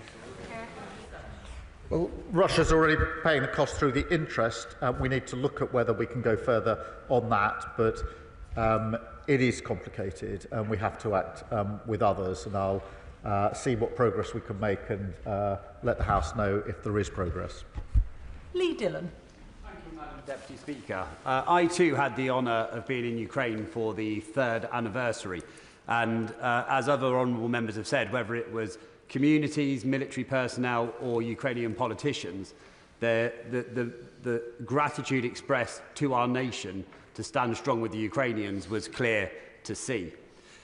Before going to Ukraine, I held a round table in my constituency of Newbury, and Ukrainians who are here, Prime Minister, are clear on the thankfulness for being given safety, but also the need for the visa schemes to be amended so that children can finish their education and that they can meaningfully secure employment without having time-limited visas. So will the government review that to make sure that we stand with Ukrainians here in the UK as well as those in their home country? Well, we'll take the points you make into consideration. Obviously, the immediate situation confronting us is the question of how we settle the peace, but he's right to raise these other concerns. James Frith. Thank you, Madam Deputy Speaker. Can I add my voice to those around the country that have said how proud they are of our British Prime Minister and indeed how proud they are to be British. He has led from the front, and I hope very much in the years, months and the weeks to come, I should say, that he will hold that in mind and strengthen his resolve as we move forward. He has already made reference to one of the priorities that Stefan Harhay, the chair of Berry's Ukrainian Association, raised with me on the release of the 20,000 children who have been kidnapped, forcibly removed and forcibly placed into Russia. Will he commit to getting their release and updating the House on a frequent basis as to our achievements to this end? Thank you. Yes, of course, it's a really important issue and it shouldn't be overlooked as we discuss the very many issues here. This is a moral outrage, and I think I speak for the whole House in saying that. Graham Stewart. Thank you, Madam Deputy Speaker. May I too congratulate the Prime Minister on his composure and leadership.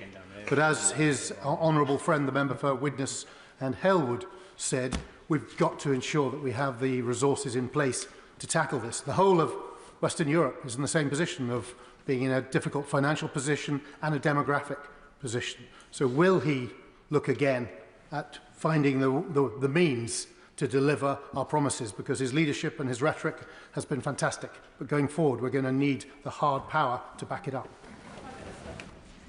He's right, and that's why the conversation over the weekend has been about the specific issue of a security guarantee in Ukraine, but also, and importantly, the wider issue as to how Europe steps up more generally in its own defence, in spending in capability and coordination. And that's an important part of the discussion.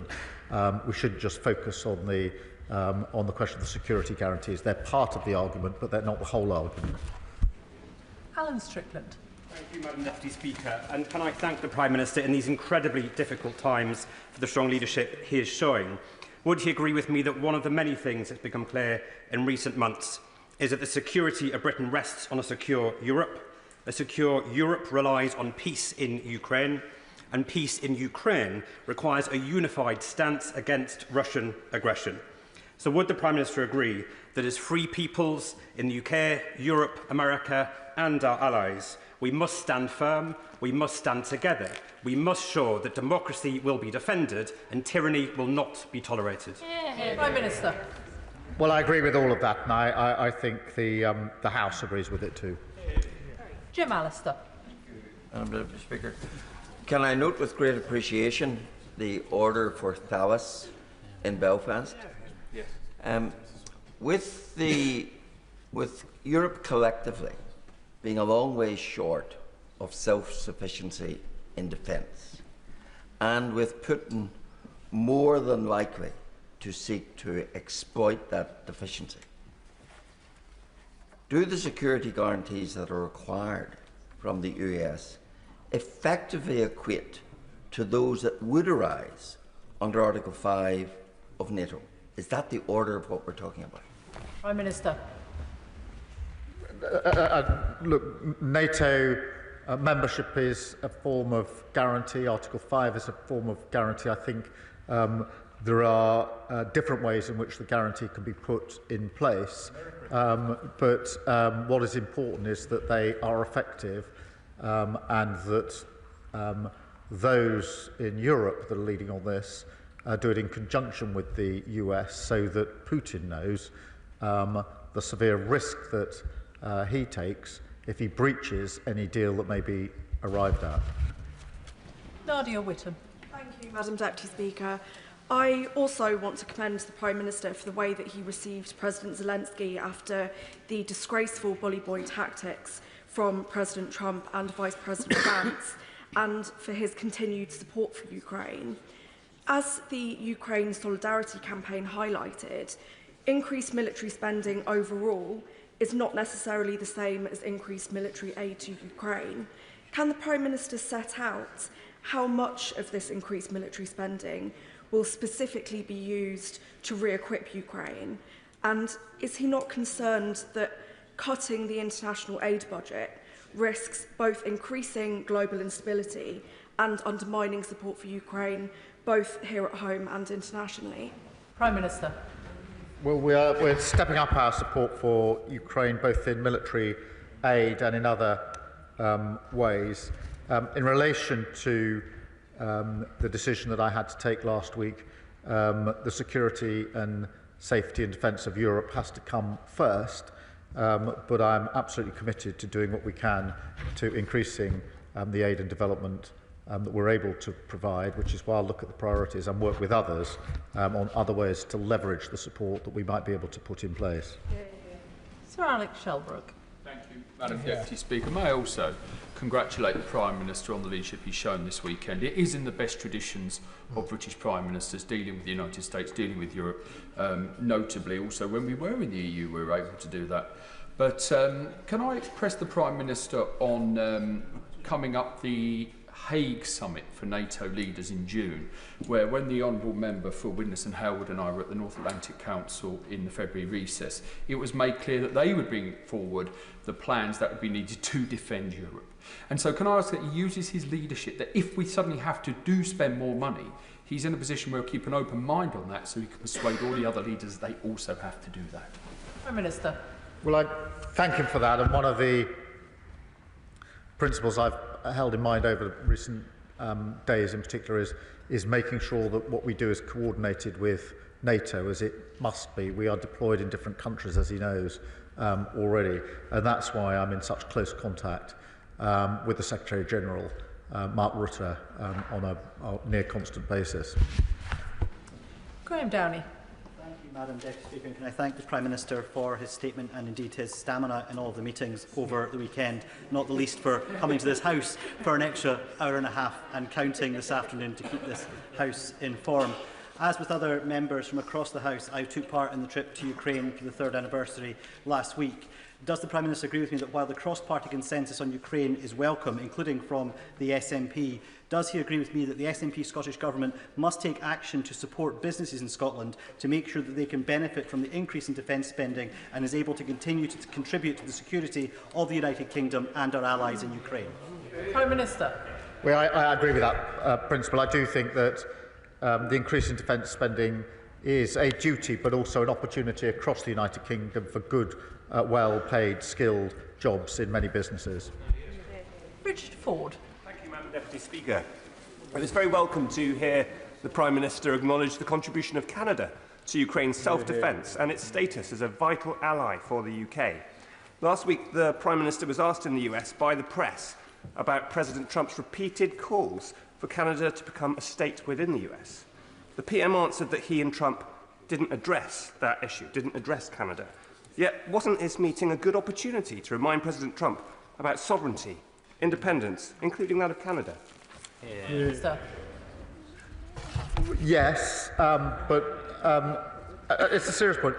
In the time we had available, I was most anxious to discuss the question of security guarantees, and that's why I devoted the vast amount of time I had there. But on the question of Canada, I think we should be absolutely clear. Canada is a vital ally to the United Kingdom, to the Commonwealth, and has played a leading part in relation to Ukraine, not least on the vital training that they have provided. And we should be very proud of what the Canadians have done.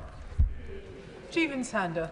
Madam Deputy Speaker, I'd like to put on record my thanks indeed. I know the entire House thanks the Prime Minister for the leadership he has shown over the weekend, and in particular as well in his statement today talking about stepping up the pressure, the economic pressure on Russia. Now, as things stand, we know that Russia is circumventing the oil price cap. It's being sold above $60, around $190 billion flowing to Putin from his oil sales last year. And we in this country, in London, are in a unique position to enforce that cap because we know that the insurance that those tankers depend upon is written within London. So can I ask the Prime Minister to assure us that he will strengthen the oil price cap as much as possible, and may I request a meeting with the Minister to discuss how we can strengthen it in more detail?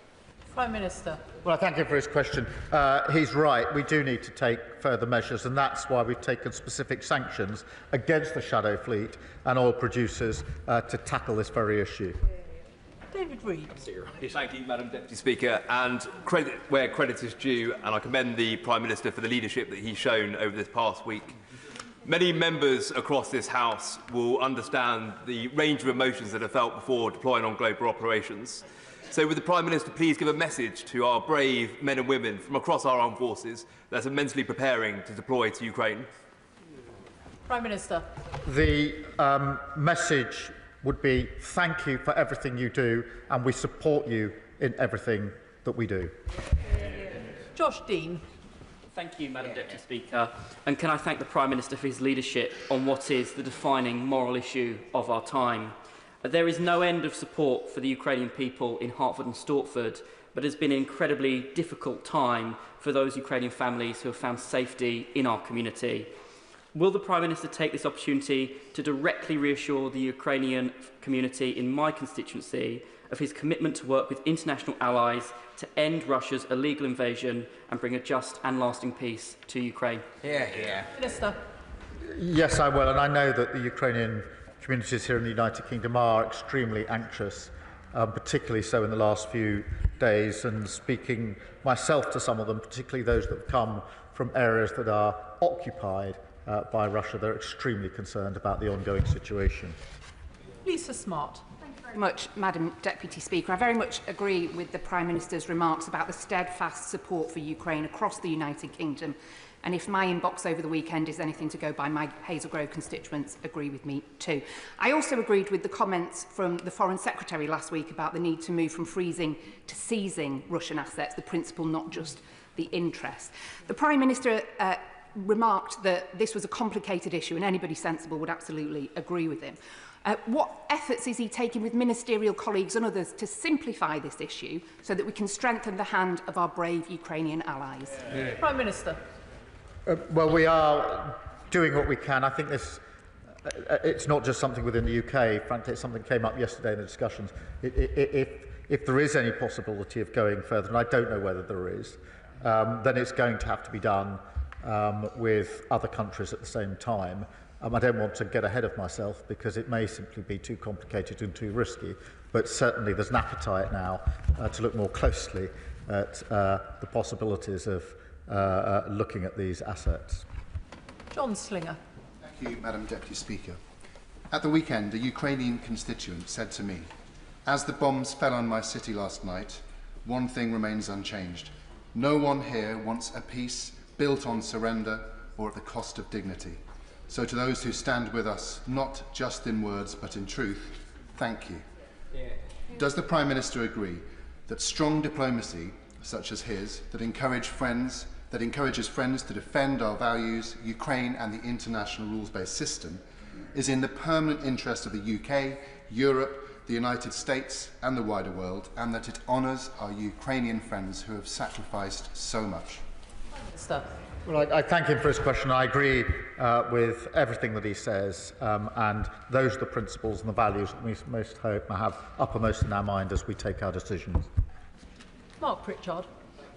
Speaker, can I commend the Prime Minister for his ongoing support for Ukraine, and indeed the Defence Secretary and the Foreign Secretary, and indeed the leadership the Prime Minister has shown over the last few days.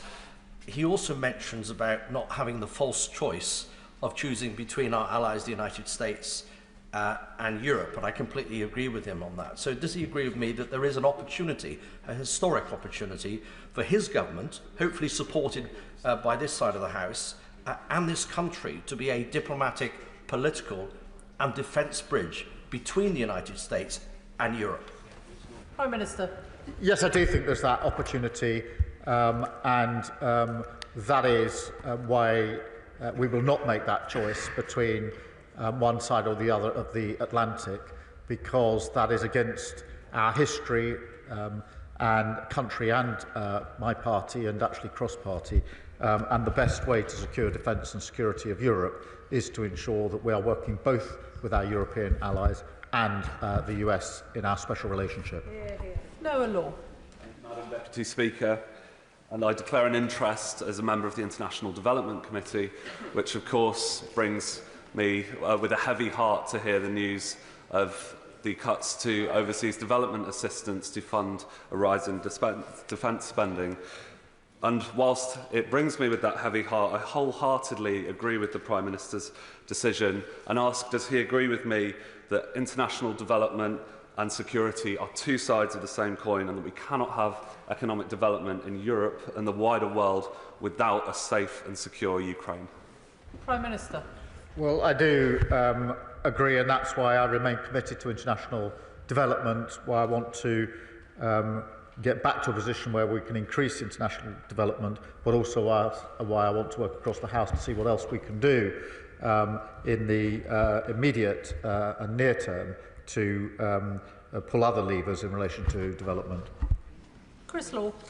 Thank you, Madam Deputy Speaker. May I thank the Prime Minister for being consistent in his message to his allies that any future negotiated peace must include Europe and Ukraine, that must be sustainable, and it must protect the territory and sovereignty of Ukraine. However, in order to achieve that lasting peace, it's going to require engagement with civic society engaged in peace building, atrocity prevention and long-term conflict prevention initiatives, all of which are currently funded by a foreign aid budget. So how does the Prime Minister hope to achieve those objectives when you've just followed the Trump playbook and announced a plan to cut overseas aid spending by 40%? Prime Minister. I don't accept that characterisation. I do think it's important. It's very important that we provide the funds we need for our defence spend.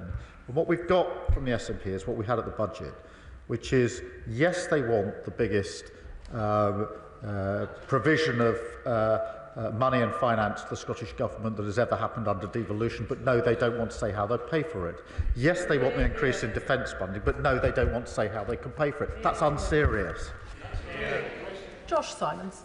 Thank you, Madam Deputy Speaker.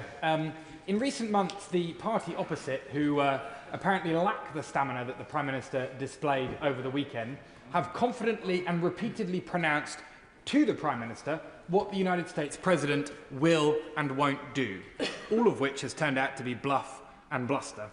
So does the Prime Minister agree that it is the UK government that has the best intelligence to support the UK national interest, and that the UK national interest would be better served with a bit less bluff and bluster and a bit more optimism about what this great country can do to lead to make our world and our people more secure?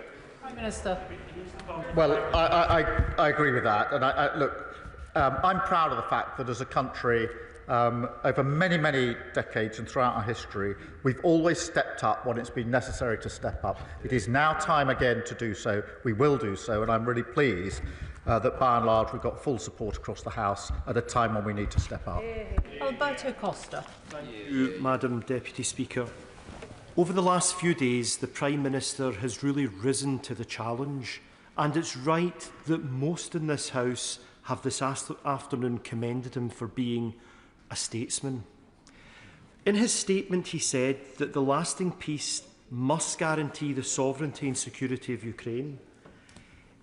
Is this the Ukraine of pre-2014? Is it the Ukraine of pre-2022? Or is it the Ukraine currently under occupation from Russia? It's really important that our European allies and America, as well as Ukraine, send the right message to China, who will be looking at this very carefully. If they think that they can brutally invade Taiwan and secure a piece of territory there under some future security deal, that will not be good for anyone in the West. Will the Prime Minister bear that in mind? Prime Minister. Well, he makes a very good point in relation to those around the world that will be looking in and observing the way in which we deal with Russia and deal with the risks from Russia. But it only underlines that any discussion about Ukraine must be done with Ukraine at the table, not by others. Dave Robertson. Thank you, Madam Deputy Speaker. It's clear that Russian aggression is making our continent less safe. And I think what we've seen in the last week is this House, largely, but this government particularly, and absolutely this Prime Minister rising to that challenge. Can I ask my right honourable friend what steps he's going to take to ensure that our European allies also rise to that challenge and commit to spending 2.5% of their GDPs on defence? Prime Minister. We're working together to do what we can to ensure that all of our colleagues rise to this particular challenge.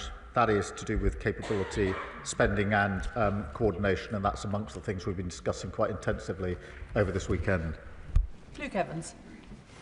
The difference between decent and deceit may only be one letter, but it's the gap. The gap defines a man's character. And after what we saw on Friday, whatever the context of that meeting, when the Prime Minister next speaks to President Trump, will he remind him of this and make sure that decency is at the centre of any of those negotiations? Prime Minister. My absolute focus, I mean, look, nobody wanted to see what we saw on Friday. I don't think there's any dissent to that. But it is important that we pragmatically work forward to what matters most, which is lasting peace in Europe. And that is what conditions the approach that I've taken to this throughout the last few days. Andrew Lewin.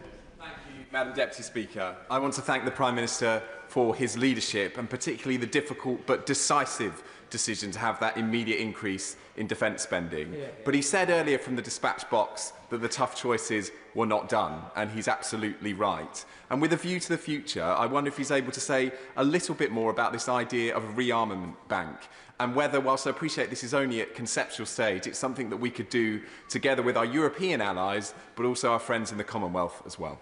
Minister. Look, I do think we should look at all options, and I think this is one of the options that should be taken very seriously, and that is what we're doing. It is important. Ben Maguire. Thank you, Madam Deputy Speaker. I commend the Prime Minister's efforts to galvanise Europe and make it clear Ukraine's security is Europe's security. Given President Trump's reluctance to support Ukraine, isn't it time the government brings forward emergency legislation to seize Russian assets, which can directly support the defence of Ukraine and its people? Minister. I think he's heard my answer on this. We are looking at what can be done, but it's complicated and it's got to be done if it's to be done with others. James Naish. Thank you, Madam Deputy Speaker. I spoke to dozens of people on the doorstep over the weekend who welcomed the significant steps that the Prime Minister has taken to protect Europe's borders and genuinely value his leadership on this extremely important matter, so I thank him on my constituents' behalf. The Prime Minister will be aware that over the past week, Russia has launched over 1,000 attack drones, nearly 1,300 aerial bombs and more than 20 missiles at Ukraine. Population centres continue to be targeted with the aim of killing Ukrainian civilians. Would he agree that strengthening Ukrainian air defences is pivotal, and welcome Lithuania's announcement last week that it will soon hand over RBS-70 short-range air defence systems to Ukraine? Prime Minister. Well, he makes a good point, and we should not lose sight of the fact that whilst we're discussing security guarantees and the like, Russia has been unrelenting in its attack on civilians, ramping it up whilst we talk of how to resolve this issue. And of course, we should do everything we can to assist them with their air defences. Dr. Kieran Mullen. Deputy Speaker, the Prime Minister will know that one of the challenges is American voices that suggest their focus should be on China and not Europe. I think a victory for Russia would also be a victory for China. But at a time when we're asking America to focus on our strategic interests, we should be willing to demonstrate our commitment to theirs. So in that regard, could he reconfirm his commitment to AUKUS and update the House on progress in that regard? Prime Minister. Well, let me recommit to AUKUS and our strong support for AUKUS, and the point he makes is absolutely right, that China is watching very carefully what is happening in Russia, and we should always bear that in mind. Mark Sewards. Thank you, Madam Deputy Speaker. It's clear that through his actions over the last few days, and indeed the questions that have been asked across the House today, that the Prime Minister has restored Britain's place on the world stage. As a patriot, I thank him for that. It's also clear just how hard he's working to ensure that there is a sustainable and lasting peace in Ukraine. Now, I still find myself speaking to individuals, and I believe they are a minority, who question why we are still sending money to Ukraine. Why isn't this money being spent on Britain? Please can the Prime Minister say what he would tell them, why it's in Britain's direct national interest to ensure Ukraine wins this peace from a position of strength? Prime Minister. Well, he makes a very good point. It is in our national interest because insecurity and conflict in Europe always washes up on our shore. It has already done that. The cost of living crisis is far worse because of the conflict in Ukraine. Oil prices, energy prices have gone through the roof in the last few years because of the conflict in Ukraine. Working people in Britain are already paying the price, and there will be an even bigger price if we do not have a sustained and lasting peace in Ukraine. This is about Ukraine's sovereignty, of course it is, but it is also about the safety and security of Europe and the safety and security of our country. That's why it's in our national interest for us to take the steps that we're taking. Neil Shastri-Hurst. Thank you very much, Madam Deputy Speaker, and may I join others in commending the Prime Minister for his diplomatic leadership over the last few days. Can the Prime Minister set out what steps he is taking to discourage third nations from providing hardware that the Russian military can then use to prosecute their illegal war?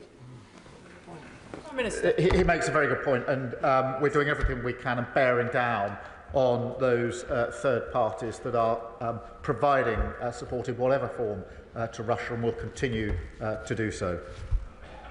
Clive Jones. Madam Deputy Speaker, I commend the Prime Minister's efforts in making sure that Europe continues to support the defence of Ukraine. The United States, however, have changed the conversation on Ukraine by appearing to put Russia first. The United States Defence Secretary now claims Russia is not a significant cybersecurity threat to the US anymore. Elon Musk is publicly calling for the US to leave NATO, and the US Vice President is an effective mouthpiece for Vladimir Putin in the Oval Office.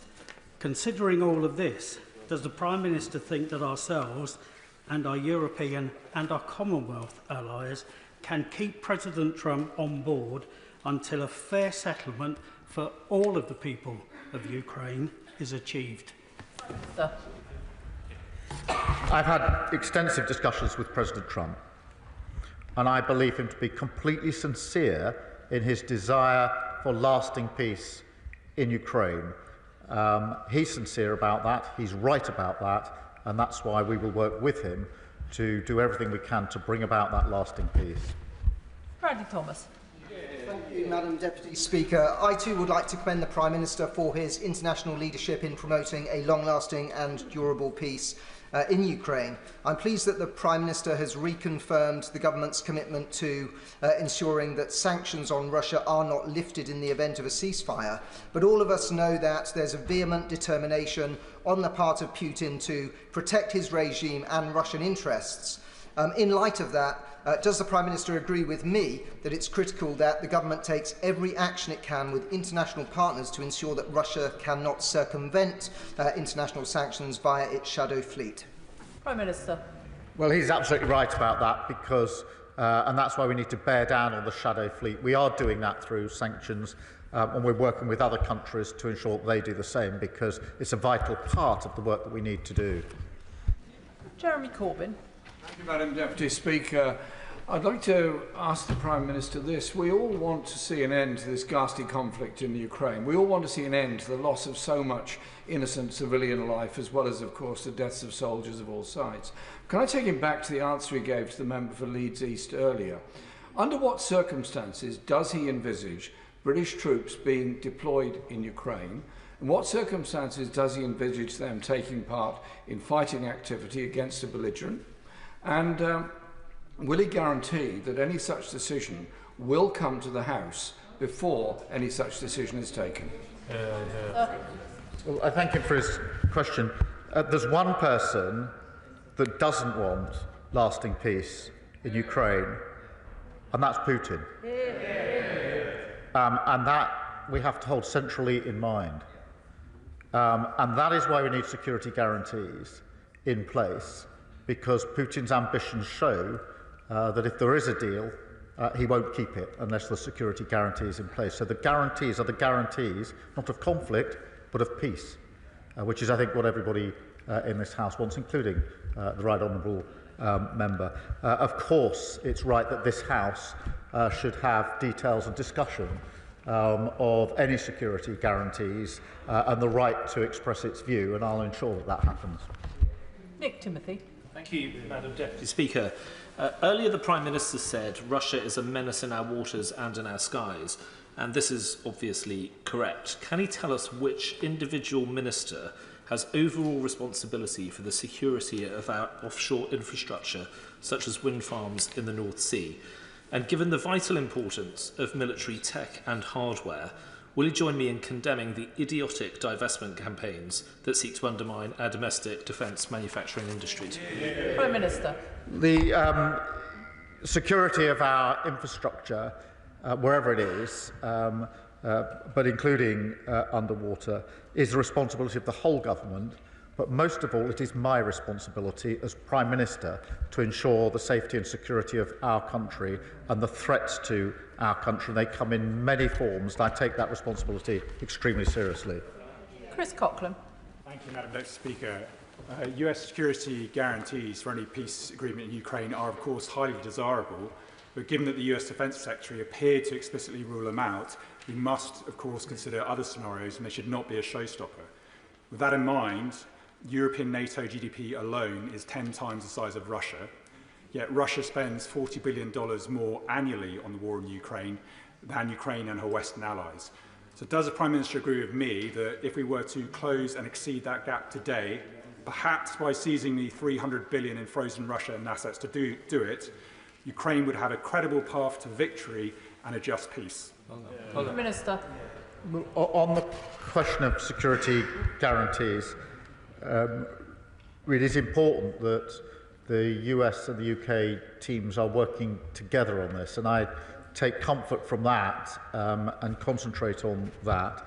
I don't think that's highly desirable. I think it's essential, and that we should be putting everything into ensuring that that's the way that we move forward. On the question of the assets, he's heard my answer. I understand why he asks it, but it is a complicated question. Ben Obsi-Jecti. Thank you, Madam Deputy Speaker. I too thank the Prime Minister for his support to President Zelensky yesterday, following the circus that was his meeting with President Trump and Vice President Vance in the Oval Office.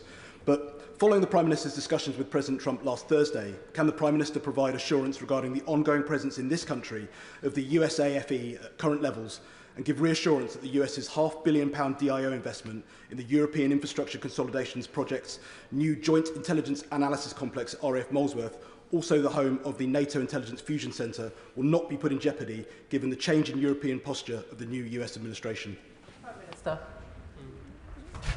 I'm absolutely clear that President Trump and I want to strengthen the relationship between our countries. We've spoken openly about it. We are very close on defence and security. We both know that, and we both want to strengthen that alliance, and that is a good thing for both the United States and the United Kingdom. Robin Swan. Thank you very much, Madam Deputy Speaker, and can I thank the Prime Minister for his leadership over the weekend. In a statement, he talks about UK jobs, UK skills, UK finance pulling together for our national interest. So I can also welcome the announcement of the £1.6 billion investment in Thales and Belfast in regards to the procurement of those 5,000 air defence missiles, which will defend Ukraine, but will also defend our democracy. But while that investment in our private sector is welcome, can I just ask the Prime Minister also to remember to invest in our armed forces personnel, who we currently will require and who currently we need and want to support, as we ask them to step forward into a very challenging time as well. And while there may be those making comment around the quantity, can the Prime Minister also remind others listening and watching that it's the quality of our armed forces that count? Prime Minister.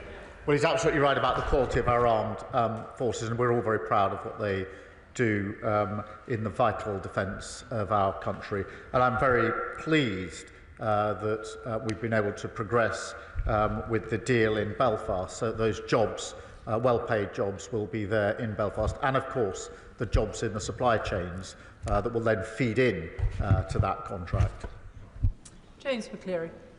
Madam Deputy Speaker, and can I add my own congratulations to the Prime Minister on this weekend's successful summit.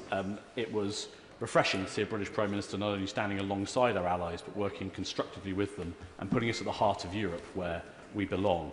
So can the Prime Minister tell me how he intends to maintain the positive momentum from this weekend and ensure that Britain's voice is heard loud and clear, particularly in the European Union, as they continue their own internal discussions on how to support Ukraine and counter the threat from Russia? Minister. I thank you. We will continue our discussions with our European allies.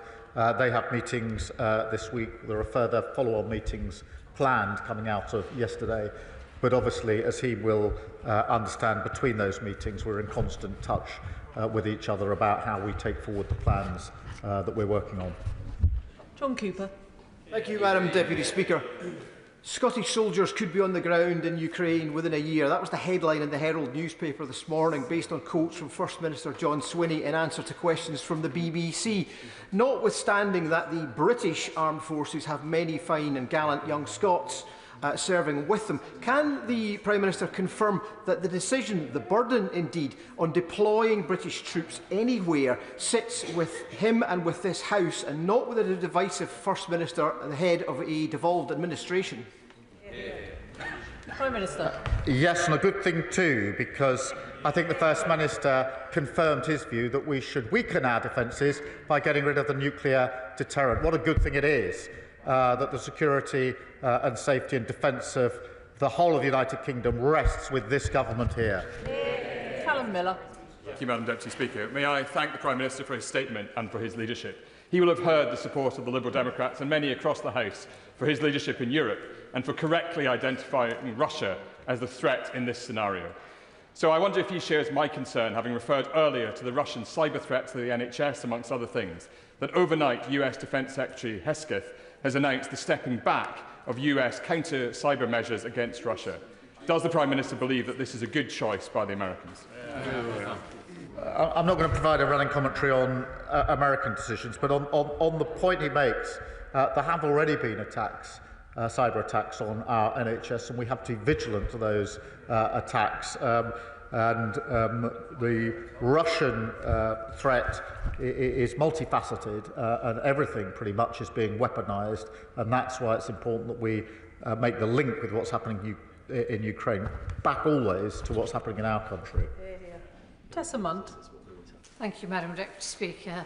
Can I thank the Prime Minister for everything he has done over the last few days? It's admirable. Can the Prime Minister endeavour to ensure that we prioritise military spending on outcomes rather than strictly the amount of money that's spent? As the rush to avoid criticism of underspending very often means that cost effectiveness can be lost. And the budget from the defence and international aid should be viewed as a rolling average over several years rather than annually, so as to avoid the accounting gymnastics that might happen every March. Well, I thank her, and it is really important that as we spend more on defence, we make sure that we get value for the money that we're investing and the best capability, because she's right, it's the outcome in a sense that matters here, which is why the strategic review is going through the challenges that we face and the capabilities to make sure that they match up. But she's absolutely right about the need to make sure that there is value for money and we're getting the best we can in terms of the capability that we need. Andrew George. Mr. Speaker, I warmly congratulate the Prime Minister both for his actions and his leadership in recent days, and indeed his stamina here this afternoon. Apart from Putin's puppets who scampered from this chamber more than an hour ago, the rest of this House knows fully well that support for Ukraine is essential to maintain a rules-based world order. The question that we are all wrestling with politically is how we pay for it. Now, he said in his statement that we're at a crossroads in history and this is a new era. Surely in these circumstances it is a moment when the Prime Minister and the Chancellor maybe need to look again at the straitjacket of their fiscal rules and start taxing the wealthiest in this country rather than building this essential, important investment in defence on the backs of the poorest. Well, I thank him for his question. I do think it's really important that we are able to fully fund the increase in defence spending. We're able to explain where the money is coming from straight away. We need certainty and security in our economy, and we shouldn't lose sight of the fact that if we lose security in our economy, all of our budgets will be affected by that, and we will all be a lot poorer for it, which is why we've taken the approach that we have. Fiscal rules are important. We will stick to them. But we will look with others at innovative ways of ensuring that we can raise the necessary money as we go forward. Final question, Jim Shannon. Thank you, Madam Deputy Speaker. I've definitely got the strongest legs in this chamber. I've been bobbing up and down here for about 3 hours. Anyway, can I thank the Prime Minister very much for his statement and his leadership. As you will know, Madam Deputy Speaker, and everyone will know in this House, I'm very proud to be British. And this weekend, the United Kingdom of Great Britain and Northern Ireland are very proud of our Prime Minister for his stance, and I welcome that. And I wish to convey that to him from my constituents and from everywhere and everyone I've spoken to. Whilst as a party we welcome the contract for £1.6 billion to supply thousands of advanced air defence missiles to Ukraine, announced by the Prime Minister yesterday, and on the front pages of the papers in Northern Ireland today, the deal will also secure 200 new jobs for Talis as well. The Honourable Member for East Belfast wishes to thank the Prime Minister as well. The majority of the people who work in Talis live in my constituency of Strangford. According to the member for East Belfast, I'm very pleased with that. So this means extra work for my constituents and a few extra jobs. I welcome equally the very clear indication that we are standing firm in support of Ukraine as it battles against Russia. So will the Prime Minister please confirm that this support will seek to broker peace, but ensure that this is not until the right thing is done by the people of Ukraine, and this remains our foundational principle. Thank you. Minister. Well, I thank him, and on the principles he's right, and I'm so pleased about the jobs in Northern Ireland. As for the bobbing, it was when I came here 10 years ago to see the sort of joint gym session that we go through in these debates, particularly long ones, is something to behold. But I suppose it does keep us all a bit fitter and a bit healthier, which has to be a good thing. Thank you. Can I thank the Prime Minister for his statement this afternoon? There'll just be a few moments so the front benches can swap over.